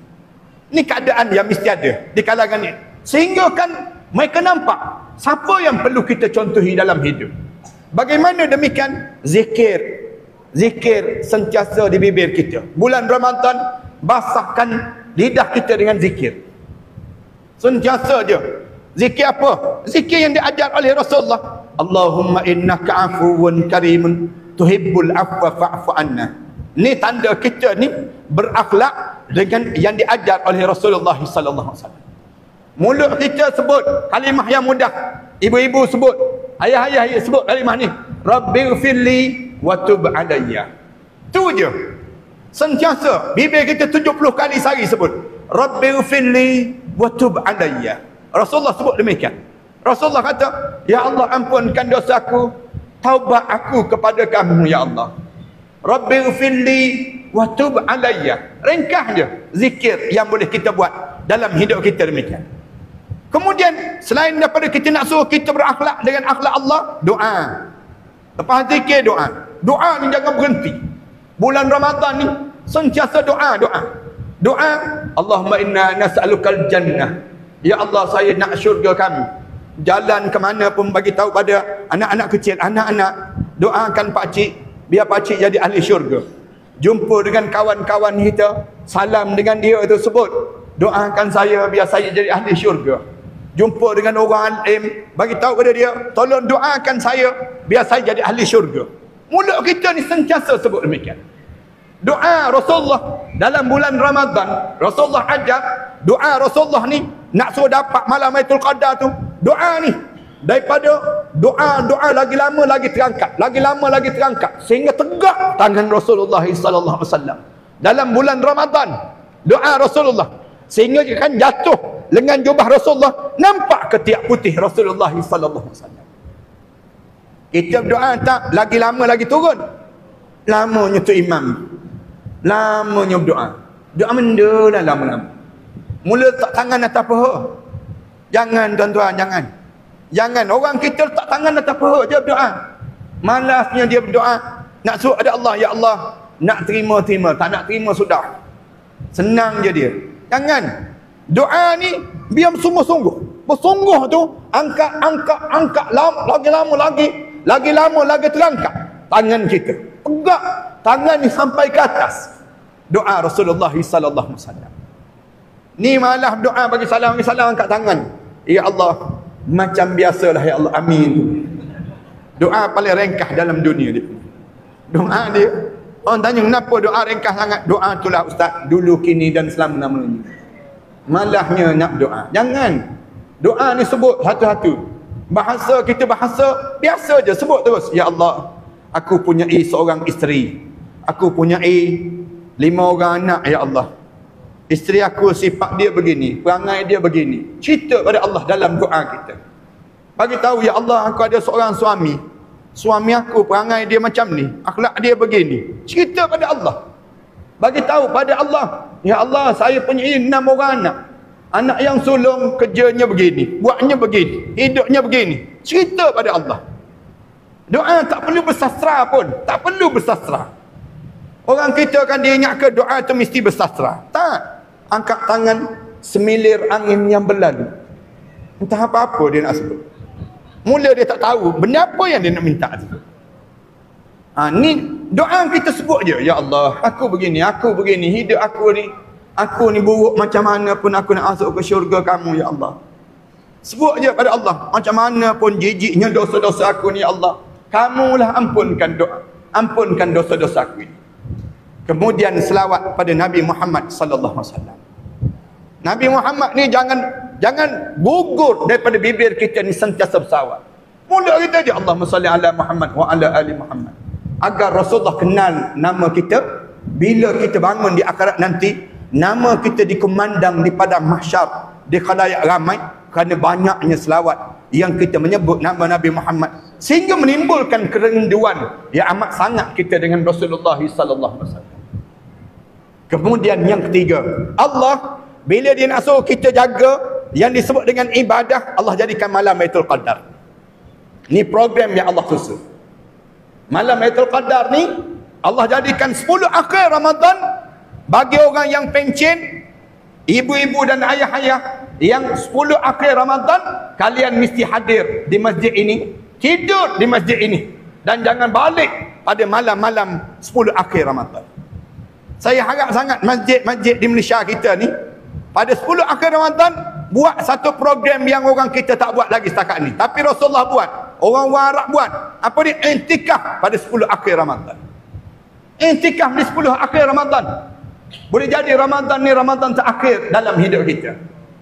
Bila kita anggap ni Ramadan terakhir dalam hidup kita, ayah-ayah, ibu-ibu yang usia 60 tahun ke atas, kalian dah tak masuk kerja dah, kalian tak masuk pejabat dah, umur 60 tahun dah, kita datang duduk di masjid, tidur di masjid, bawa bantal-bantal, bawa tilam-tilam, tidur di masjid. Masjid ni kan luas, masjid ni kan besar. Iktikaf di masjid. Jangan balik. Sampai bila nak balik? Malam raya baru balik. Malam raya bawalah bantal-bantal, tilam-tilam baru balik. Nak sebutnya, gambaran kita benar-benar menghidupkan Ramadan. Itu yang dimaksudkan dengan ihya Ramadan. Dengan tujuan apa? Supaya kita hidup juga di dalam kubur nanti. Berlari riang kita dalam kubur. Malam hari pertama kita dalam kubur tu, menari keriangan kita, bersorak-sorai dalam kubur nanti. Saat mana kita berjumpa dengan Allah, kerana kita tahu yang kita telah sedang buat dan semua benda ni untuk kehidupan lepas pada kematian kita nanti. Dan yang ketiga, yang akhir sekali, saya tengok tuan-tuan dah betul tulang belakang 7 kali dah saya kira. Saya tengok yang akhir sekali, Allah programkan nak suruh kita insafi diri kita ni. Yang ketiga, program yang disebut dengan nuzulul Quran dalam bulan Ramadan untuk menjadikan kita cantik akhlak, membina balik akhlak dalam diri seseorang. Akhlak kita mesti akhlak terpuji. Jangan kita semakin tua, semakin orang rasa lambat lagi ke dia nak mati. Biar kita ni semakin tua, semakin orang rasa kita bernilai hidup di atas dunia. Macam mana kita bernilai? Bila kita jadi ahli syurga. Di dunia ni lagi, orang nampak dah kita ahli syurga. Semua orang mencari daripada diri kita. Daripada kita keluarnya karamah-karamah. Penuh dengan kemuliaan. Kita sudah sampai tahap, dia panggil waliullah, wali-wali Allah di kalangan kita. Tuan-tuan kena ingat, Melaka ni negeri yang pertama Islam dijejakkan di sebelah Asia. Islam sampai melalui Melaka. Patutnya tuan-tuan mesti menjadi contoh yang terbaik di kalangan umat manusia di seluruh Asia ini sendiri. Asia ni datangnya Islam melalui Melaka. Melaka ni pusat penyebaran utama terhadap Islam. Wali-wali Allah mesti ramai di kota Melaka ini. Mesti ramai di kalangan kita. Orang-orang soleh di kalangan kita. Kenapa boleh beralih? Kerana kita tinggalkan Islam. Pribadi kita tidak pribadi lagi Islam. Akhlak kita tidak lagi akhlak Islam. Bila tanda kita tidak berakhlak Islam bagaimana? Bila kita sudah mula memutuskan silaturahim sesama kita. Jangan putus silaturahim sama-sama umat Islam. Kita sama-sama kita ni kan adik-beradik. Jangan kita seringkali kita nak berbeza banyak benda sehingga kan hati kita pun berbeza juga. Ya, mungkin kita berbeza di sudut ideologi politik. Yang ramai di kalangan kita begitu. Tapi jangan kita berbeza di sudut ukhuwah di kalangan kita sehingga kan perbezaan ideologi politik di kalangan kita memecahkan sesama kita.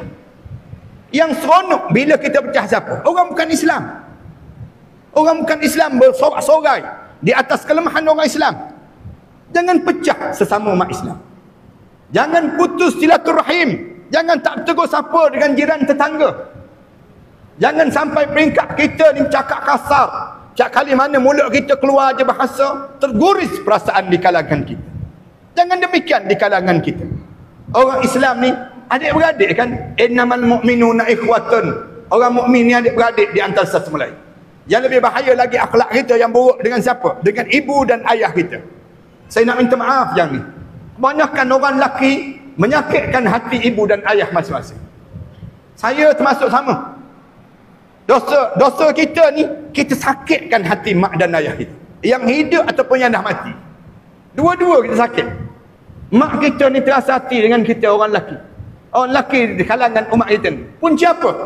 Punca kita tak jaga akhlak. Akhlak dengan mak ayah. Kita saling tolak menolak. Mak kita tua, ayah kita tua, kita tak berebut pun nak jaga mereka.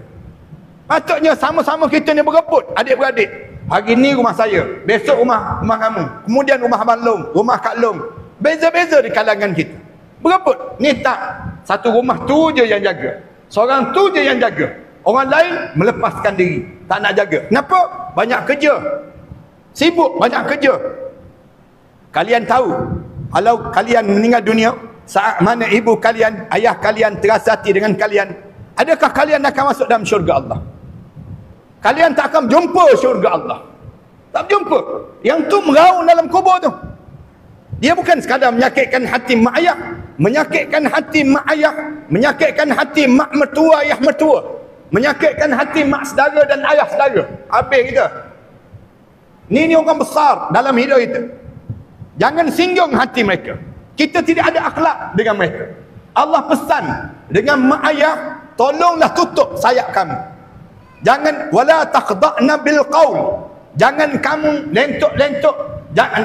Allah pesan pada diri kita, wa qada rabbuka alla ta'budu illa iyyah wa bil walidaini ihsana imma yablughanna indakal kibar ahaduhuma aw kilahuma fala taqul lahumā uffin. Jangan kamu sebut di hadapan mak ayah kamu. Wala tanharhuma, jangan tengking mak ayah kamu. Wa qul lahumā qawlan karīmā. Bercakap dengan mak ayah ni lembut je. Lembut je, qaulan karima, kata-kata yang lemah lembut dalam hidup. Jangan sakitkan hati mak ayah.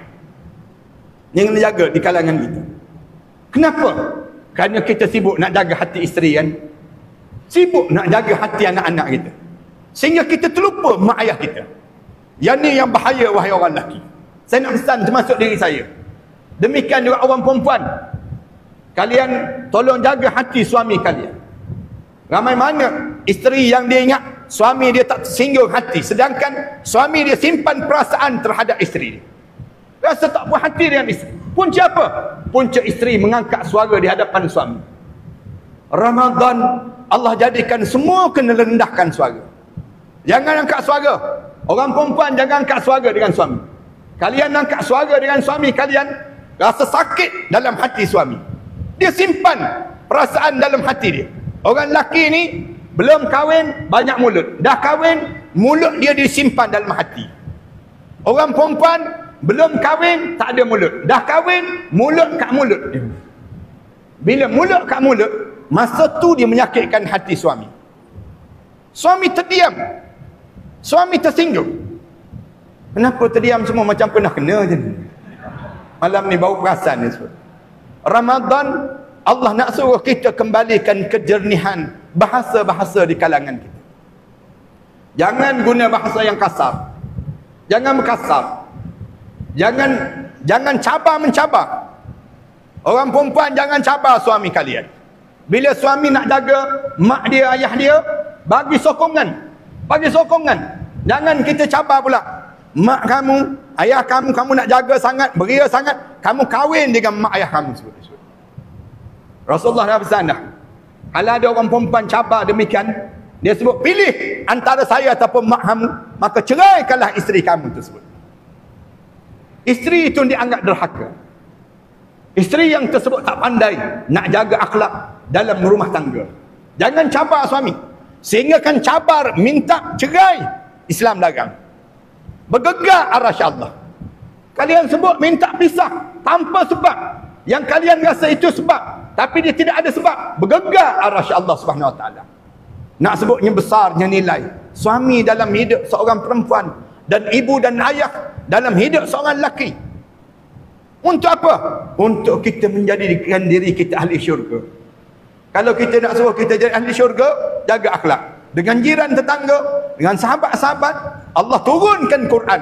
Nak suruh terjaganya akhlak ini. Keluar daripada Ramadan, kita jadi ahli syurga, perubahan diri akan berlaku, masjid ini akan menjadi meriah lepas pada bulan Ramadan. Kalau sekiranya masjid ini kembali pudar balik, sama saja. Lepas pada bulan Ramadan nanti, kembali balik asal, tanda masyarakat Alur Gajah tak berubah. Tak berubah dan tak berusaha untuk menjadikan ahli syurga. Mesti ada perubahan dalam hidup kita dengan Ramadan yang Allah susun pada diri kita. Mudah-mudahan kematian itu menjadikan keinsafan pada diri kita bila kita menyedari hakikat berlaku kematian dan kehidupan lepas pada kematian nanti. Saya rasa cukuplah sekadar ini pada malam yang baik ini. Tuan-tuan pun dah tengok jam 2-3 kali dah. Kemudian lepas pada tu tengok muka ustaz, lepas tu tengok muka pintu dia panggil. Bila tengok muka pintu tu maknanya dah lama sangat dah tu dia panggil demikian. Terima kasih di atas jemputan malam ini. Moga-moga malam ini benar-benar mula dihidupkan malam-malam yang besar ini. Tuan-tuan mesti berazam, bertekad, memastikan diri kita bila keluar saja daripada bulan Ramadan nanti, semua nama-nama kita tertulis di pintu syurga Allah SWT.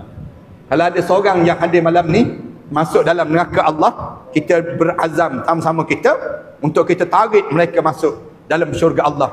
Kita bagi syafaat di kalangan kita dengan kehadiran kita di majlis ilmu ini. Moga rahmat Allah berterusan dalam kehidupan kita ini sendiri. Terima kasih di atas jemputan yang bernilai sangat pada saya pada malam ini. Mudah-mudahan Allah rahmati penduduk Alur Gajah ini dan Allah jadikan Ramadan ini Ramadan terbaik pada kita semua insya-Allah. Dan Allah masukkan kita di kalangan hamba-hamba Allah yang saleh. Mari kita baca doa tuan-tuan. Sebelum kita baca doa ni, suka saya nak sebut di belakang sana tuan-tuan, ada beberapa buah kitab yang saya karang. Masuk saya karang kitab bulan Ramadan ni, nak buat apa dia terhadap bulan Ramadan, kelebihan Ramadan. Ada saya karang kitab sebut. Kemudian zikir-zikir yang perlu kita baca. Qutul Nufus. Saya karang satu kitab. Qutun Nufus ni ada satu ulama yang lain lagi, dia telah karang Qutun Nufus. Dan saya karang Qutun Nufus juga, makanan jiwa, untuk kita nak bersihkan hati kita. Kemudian saya karang kitab Ru'yah Syar'iyah, macam mana nak kesan kita ni nak kena sihir tak kena sihir orang kita ni, supaya kita tak syirik pada Allah. Tuan-tuan balik baca dalam keluarga masing-masing. Bila baca pada anak-anak kita, baca pada isteri kita, suami kita, dia menggetar, dia pening kepala, dia rasa sesak dada, tanda sihir yang sedang berlaku dalam rumah tangga, ataupun sedang berlaku gangguan, ataupun berlaku saka. Saka ni biasa berlaku di kalangan masyarakat kita. Malam-malam dia tidur mimpi ular, mimpi air banyak, kemudian mimpi rumah lama, mimpi menyusu bayi. Kadang-kadang tidur bunyi gigi, kak gigi. Itu tanda dia sedang diganggu dengan gangguan saka. Saka ni masalah. Tapi kalau kena gangguan pusaka, tak masalah langsung. Yang tu senyum-senyum je kita. Saya nak suruh tuan-tuan baca dalam keluarga kita. Ni wirid-wirid yang saya telah dapat sewaktu mana saya belajar dengan guru saya waktu di Al-Azhar Mesir. Saya belajar dengan beberapa syekh, kemudian saya belajar dengan beberapa tutur guru yang dapatkan susunan ayat ru'yah ni sendiri. Kemudian saya susun lagi persiapan menjelang kematian. Ini di antara kitab yang terbaik lah. Saya fikir macam mana nak suruh selamat masyarakat kita ni, bila mati semua masuk syurga Allah Subhanahu Wa Taala. Ini mesti kita sentiasa berfikiran demikian. Saya sendirinya, saya cukup bimbang kalau dengar saja kematian. Di antara saya yang saya takut kalau mati tidak husnul khatimah, mati dalam keadaan su'ul khatimah. Macam mana nak suruh kita dapat mati husnul khatimah? Saya susun. Bila kita nampak tanda-tanda kita nak meninggal dunia tu, kita baca amalan-amalan ini. Saya susun. Dan kitab ni kalau ada para asatizah, para alim ulama yang hadir pada malam ni, saya ijazahkan pada kalian untuk kalian buat kuliah di masjid-masjid, di surau-surau, supaya orang kita bila mati semua masuk dalam syurga Allah SWT. Ini usaha kita dah untuk kita betulkan perjalanan hidup kita. Saya karang lebih kurang 34 jenis kitab. Kerana saya telah bangunkan ma'had tahfiz di belakang saya ni, ada lebih kurang 6 buah sekolah tahfiz. Saya bangunkan. Saya tolong anak-anak yatim, orang miskin semenjak lebih kurang 14 tahun yang lalu. Saya dah bangunkan. Saya bangunkan di Kelantan, saya bangunkan juga di Jelantuk Pahang, saya bangunkan juga di Shah Alam. Di Shah Alam ada 2 buah. Saya buat ma'had tahfiz dan college. Kemudian saya bangunkan juga di Kuala Terengganu. Apabila ada seorang hamba Allah diwakafkan tanah pada saya seluas 8,5 ekar tanah tersebut, saya buat masjid. Kemudian saya bangunkan ma'had tahfiz di kawasan tersebut. Kemudian saya bangunkan juga di Pulau Langkawi. Pulau Langkawi, apabila ada seorang makcik yang tua, dia wakafkan tanah dia seluas lebih kurang 2,5 ekar tanah tersebut, dan kemudian saya bayar separuh tanah itu. Kemudian saya bangunkan masjid di jalan masuk ke Datai, di antara Gunung Mak Cincang dengan Gunung Raya. Saya bangunkan ma'had tahfiz di situ, ambil anak-anak yatim, orang miskin. Pelajar-pelajar ada 1,000 lebih pelajar yang menghafal Quran setakat ini. Kita tanggung mereka menghafal Quran ini sendiri. Dan saya tolong di selatan Thailand. Bila saya pergi ziarah di selatan Thailand, bapa mereka tembak mati, saya ambil anak-anak yatim piatu tersebut, saya tanggung mereka menghafal Quran. Asalnya 22 orang. Sekarang ada lebih kurang 840 orang pelajar yang sedang menghafal Quran. Tiap-tiap bulan saya dengan sahabat-sahabat saya ni hantar dana lebih kurang 30,000, 40,000 sebulan bagi membiayai mereka. Macam mana cara saya buat? Saya suruh mereka bela lebah. Lebah tersebut hasilkan madu. Madu ni dapat, madu tu mereka letak depan mereka, mereka bangun tahajud malam-malam, mereka berdoa pada Allah. Dan madu ni dihantar ke Shah Alam. Saya gunakan untuk perubatan Islam. Saya gunakan ibu-ibu bila masuk Ramadan nanti buat air, berbuka puasa dengan air madu. Ambilnya madu, kacau dengan air suam, letak dalam peti ais. Kemudian ataupun letak ais dalam madu tersebut. Kemudian hidangkan air tersebut. Rasulullah kata, kalau kalian ingin rasa nikmatnya air dalam syurga Allah di dunia ini lagi, minumlah air madu yang disejukkan. Rasulullah sebut demikian. Air madu ni sedap sangat. Tuan-tuan berbuka puasa dengan air madu, tuan-tuan akan rasa kelainan yang Allah jadikan pada kita lah. Madu ni satu-satu madu yang kita bawa balik ke rumah, orang rumah senyum je. Bawa balik madu satu lagi belakang parang lah jawapan dia. Madu ni ibu-ibu boleh masukkan safran dalam masakan ibu-ibu. Saya dapatkan safran ni di Iran. Ini pun untuk dana sekolah saya jugalah. Safran ini di antara safran yang terbaik. Saya dapat grade AAA dengan harga yang paling murah. Rasulullah sebut bangwan di antara bangwan dalam syurga Allah nanti ialah bangwan safran. Safran ni tuan-tuan bawang pun wangi sangat. Allah jadikan demikian. Tuan-tuan masukkan dalam air je, buat minum air safran. Dia akan keluarkan toksik-toksik dalam tubuh badan kita. Dia akan banyakkan bersih pembuluh darah kita dan sebagainya. Kelebihan minum air safran, tuan-tuan boleh Google je tengok kelebihan dengan safran. Saya dapatkan safran ni, saya harap semua rumah-rumah ada safran dimiliki dalam rumah masing-masing. Saya, kalau tuan-tuan tak dapat yang tu pun, tuan-tuan ambil pamphlet je lah. Pamphlet sekolah saya ni. Pamphlet sekolah saya ni ada nombor akaun sekolah saya. Dalam bulan Ramadan ni, tuan-tuan pergi mana-mana bank, berdiri depan mission bank tu, semayang sunat istikharah dulu senang kita. Nak infak tak infak, nak derma tak derma. Niat untuk arwah ayah, arwah mak. Bulan Ramadan nanti, derma banyak-banyak. Tiap-tiap malam, mudah-mudahan Allah jadikan kebaikan itu bertambah dan bertambah pada kita. Dan yang akhir sekali, saya nak minta kebenaran dengan masjid. Untuk saya nak bantu satu lagi masjid di Indonesia, di Universiti Islam Sultan Syarif Kasim. Dia sedang siapkan masjid sebesar ini juga, tapi masjid itu tergendala, tak siap, dan dia perlu lebih kurang 1 juta ringgit lagi untuk nak siapkan masjid tersebut. Saya dan teman-teman kebetulannya sedang menyiapkan PhD dalam bidang hukum keluarga Islam di Universiti Islam Sultan Syarif Kasim tersebut. Saya berulang ni tiap-tiap bulan. Daripada Melaka ni, saya pergi ke Pekanbaru. Tiap-tiap bulan saya berulang untuk menyiapkan tesis saya, tulisan saya tentang hukum kekeluargaan Islam ini di peringkat doktor di sana, di Universiti Ustaz Abdul Samad. Ustaz Abdul Samad tersebut. Kemudian dia nak siapkan masjid. Jadi dia telah bertemu rektornya, telah datang. Kemarin pun datang jumpa dengan kami. Dia minta sangat, boleh tak Ustaz cari dana sikit untuk di Malaysia ni untuk nak siapkan masjid dia tersebut. Dana tu sebanyak 1 juta je. Kalau tuan-tuan ada 1 juta malam ni, selesailah masalah. Mana dah tahu ada 1 juta rupiah pun, okeylah. Mudah-mudahan jadi demikian. Saya nak minta kebenaran, kalau boleh kita letak sejadah di belakang nanti. Siapa-siapa yang ada kelapangan, tolong infak, campak ke atas sejadah nanti. Balik nanti, campak je atas sejadah nanti. Tuan-tuan ada yang sebut, Ustaz, malam ni tak bawa duit dah. Tak bawa tu, kita tahu, kita faham. Duit-duit tak ada. Tapi cincin-cincin ada. Gelang ada. Handphone pun ada. Beg duit tu yang lekat-lekat tu, sombak semua sekali. Beg duit tu, ambil kat penalan saja. Mudah-mudahan demikian. Panjanglah pahala-pahala yang dapat pada kita. Buat masjid ni, walaupun sebesar sarang burung, Allah akan bina syurga yang indah dalam syurga nanti. Saya harap adalah sejadah nanti, tuan-tuan campakkan kat situ lah. Mudah-mudahan duit-duit tuan-tuan niat terus untuk zakat-zakat qada, niat untuk arwah ayah, niat untuk arwah ibu, moga mereka diangkat darjat di sisi Allah. Auzubillahi minasyaitanirrajim. Bismillahirrahmanirrahim. Alhamdulillahirabbil alamin. Wassalatu wassalamu ala asyrafil anbiya'i wal mursalin wa ala alihi wa sahbihi ajma'in. Ya Allah, ya Tuhan kami, malam ini kami datang berkumpul di dalam rumah kamu yang indah ini, ya Allah. Dalam keadaan kami penuh dengan dosa-dosa, ya Allah.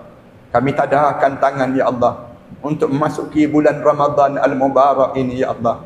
Dengan dosa-dosa yang banyak ini, kami pohon keampunan dan kerahmatan daripada kamu, ya Allah. Ya Allah, ya Tuhan kami, saat mana kami menadah tangan ini, ya Allah, ada di kalangan kami sedang menderita penyakit yang berpanjangan, ya Allah. Jadikanlah dengan tadahan doa ini, ya Allah, penyebab kepada kesembuhan penyakit yang dideritai itu, ya Allah. Ya Allah, ya Tuhan kami, di saat mana kami menadah tangan ini, ya Allah, ada di kalangan kami sedang menunggu jodoh-jodoh yang baik, hajat-hajat anak-anak yang saleh, menunggu saat-saat kekeluargaan yang tenang dan damai, ya Allah. Kami tadahkan tangan ini, ya Allah, agar kamu damaikan rumah tangga yang sedang berantakan itu, ya Allah. Kamu keluarkan zuriat yang saleh dan salihah daripada keturunan-keturunan yang baik itu, ya Allah. Kamu jadikanlah pasangan-pasangan yang saleh dan salihah pada mereka yang sedang menunggu jodoh itu, ya Allah. Ya Allah, ya Tuhan kami, ada di kalangan kami saat ini, ya Allah, sedang dililit dengan hutang piutang yang banyak, ya Allah. Kami tadahkan tangan ini, ya Allah, agar kamu tunjukkan jalan penyelesaian terhadap hutang piutang ini, ya Allah. Agar tidak ada seorang pun di kalangan kami yang meninggal dunia nanti, ya Allah, di saat mana mereka dililit dengan hutang piutang yang banyak, ya Allah. Ya Allah, ya Tuhan kami, Kami tadahkan tangan di malam yang baik ini ya Allah, agar kamu kurniakan kerahmatan kamu dalam kehidupan kami ya Allah. Kamu berkatilah setiap rezeki kami ya Allah. Kamu tunjukkanlah jalan hidup kami ini ke jalan yang lurus ya Allah. Kamu berilah kejayaan pada anak-anak kami yang berhadapan dengan peperiksaan, yang sedang menunggu keputusan peperiksaan itu ya Allah. Ya Allah ya Tuhan kami, kamu damaikanlah kehidupan kemasyarakatan kami ya Allah. Kamu jadikanlah ikatan ukhuwah yang berpanjangan sesama kami ya Allah. Jauhkanlah sifat-sifat keji di dalam hati kami ya Allah. Kamu dekatkanlah sifat-sifat yang terpuji di dalam hati-hati kami dan jasad kami ini ya Allah. Ya Allah ya Tuhan kami pohon pada kamu ya Allah terhadap apa yang pernah dipohon oleh Nabi kami Muhammad sallallahu alaihi wasallam. Jauhkanlah kami ya Allah daripada apa yang diminta dijauhi oleh Nabi kami Muhammad sallallahu alaihi wasallam. Ya Allah ya Tuhan kami pohon pada kamu ya Allah agar diizinkan bibir kami menyebut la ilaha illallah Muhammadur Rasulullah di akhir perjalanan hidup kami nanti ya Allah. Saat terbujur kaku jenazah kami nanti ya Allah, kamu ampunkanlah dosa kami ya Allah. Saat mana dimandikan jenazah kami nanti ya Allah, kamu gugurkanlah dosa kami dengan guguran air yang merenjis badan kami itu ya Allah. Saat mana kami mula dikeringkan jasad kami nanti ya Allah, kamu keringkanlah segala dosa-dosa kami yang kami lakukan di dunia ini ya Allah. Saat mana kami mula diusung untuk disolatkan nanti ya Allah, kamu pilihlah anak kami yang paling soleh ya Allah, yang akan mengimamkan solat jenazah kami nanti ya Allah, yang akan mengusung jenazah kami nanti ya Allah, yang akan membawa kami ke liang lahat nanti ya Allah. Dikala mana diturunkan jenazah kami di dalam kubur nanti ya Allah, berlemah lembutlah dengan kami hamba kamu ya Allah. Ya Allah, jadikanlah kelapangan kubur kami ya Allah. Wangikanlah kubur kami di saat itu ya Allah.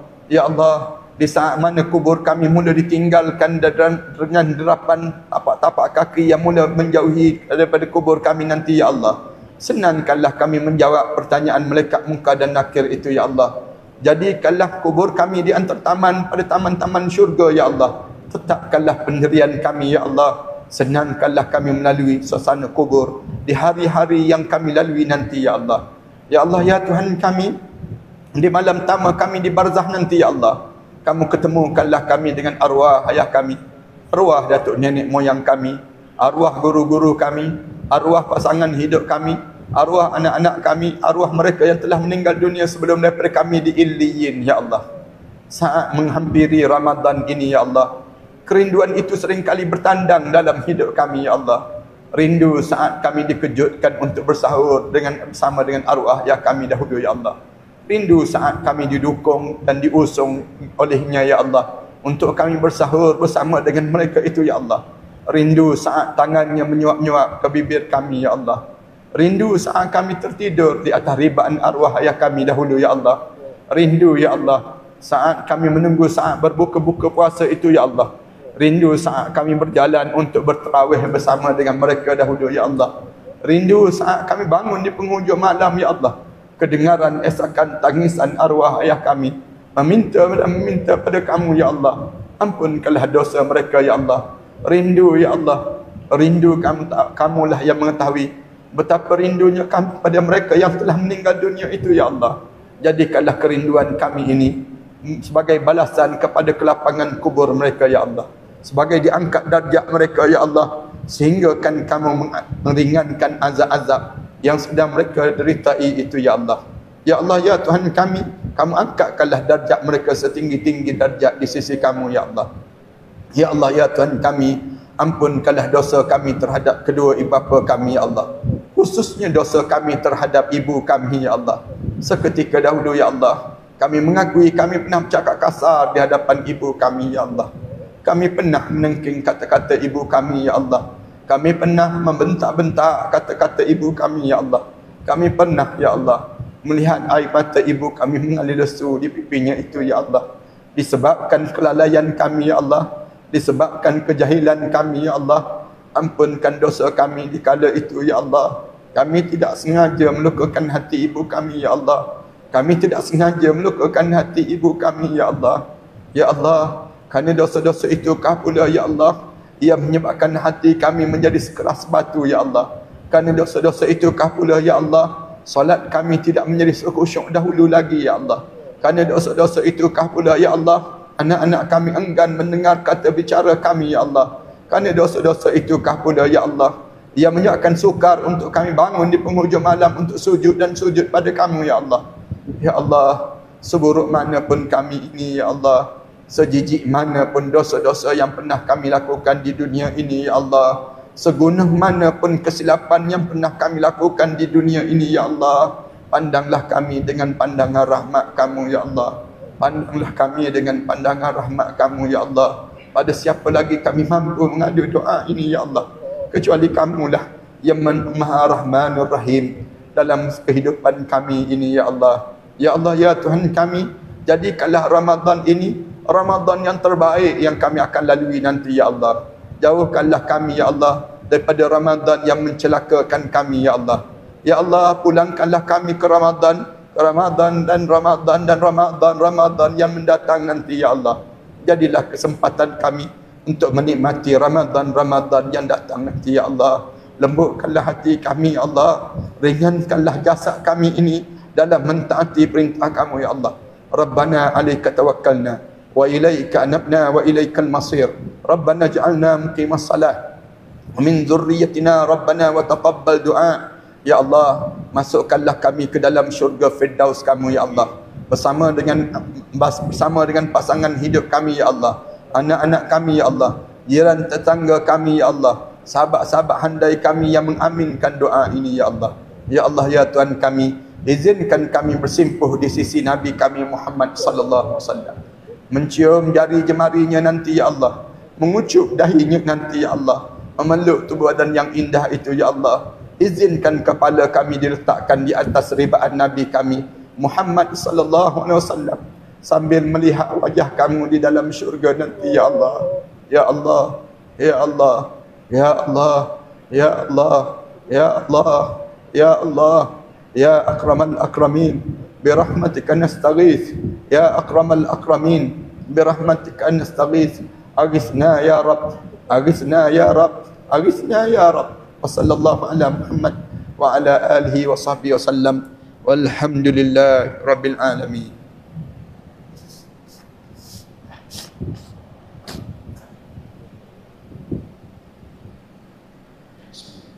Jazakallah khairan jazak kepada Ustaz Muslim ini atas kuliah yang sempurna dengan cara akademik yang Ramadan yang akan datang. Mudah-mudahan segala pengisian, segala isi kandungan daripada ceramah Ustaz ataupun kuliah maghrib kita dengar tadi dapat kita ambil sebagai persediaan kita, bibit-bibit untuk kita bertemu dengan Ramadan yang dinanti, Ramadan yang diberkati.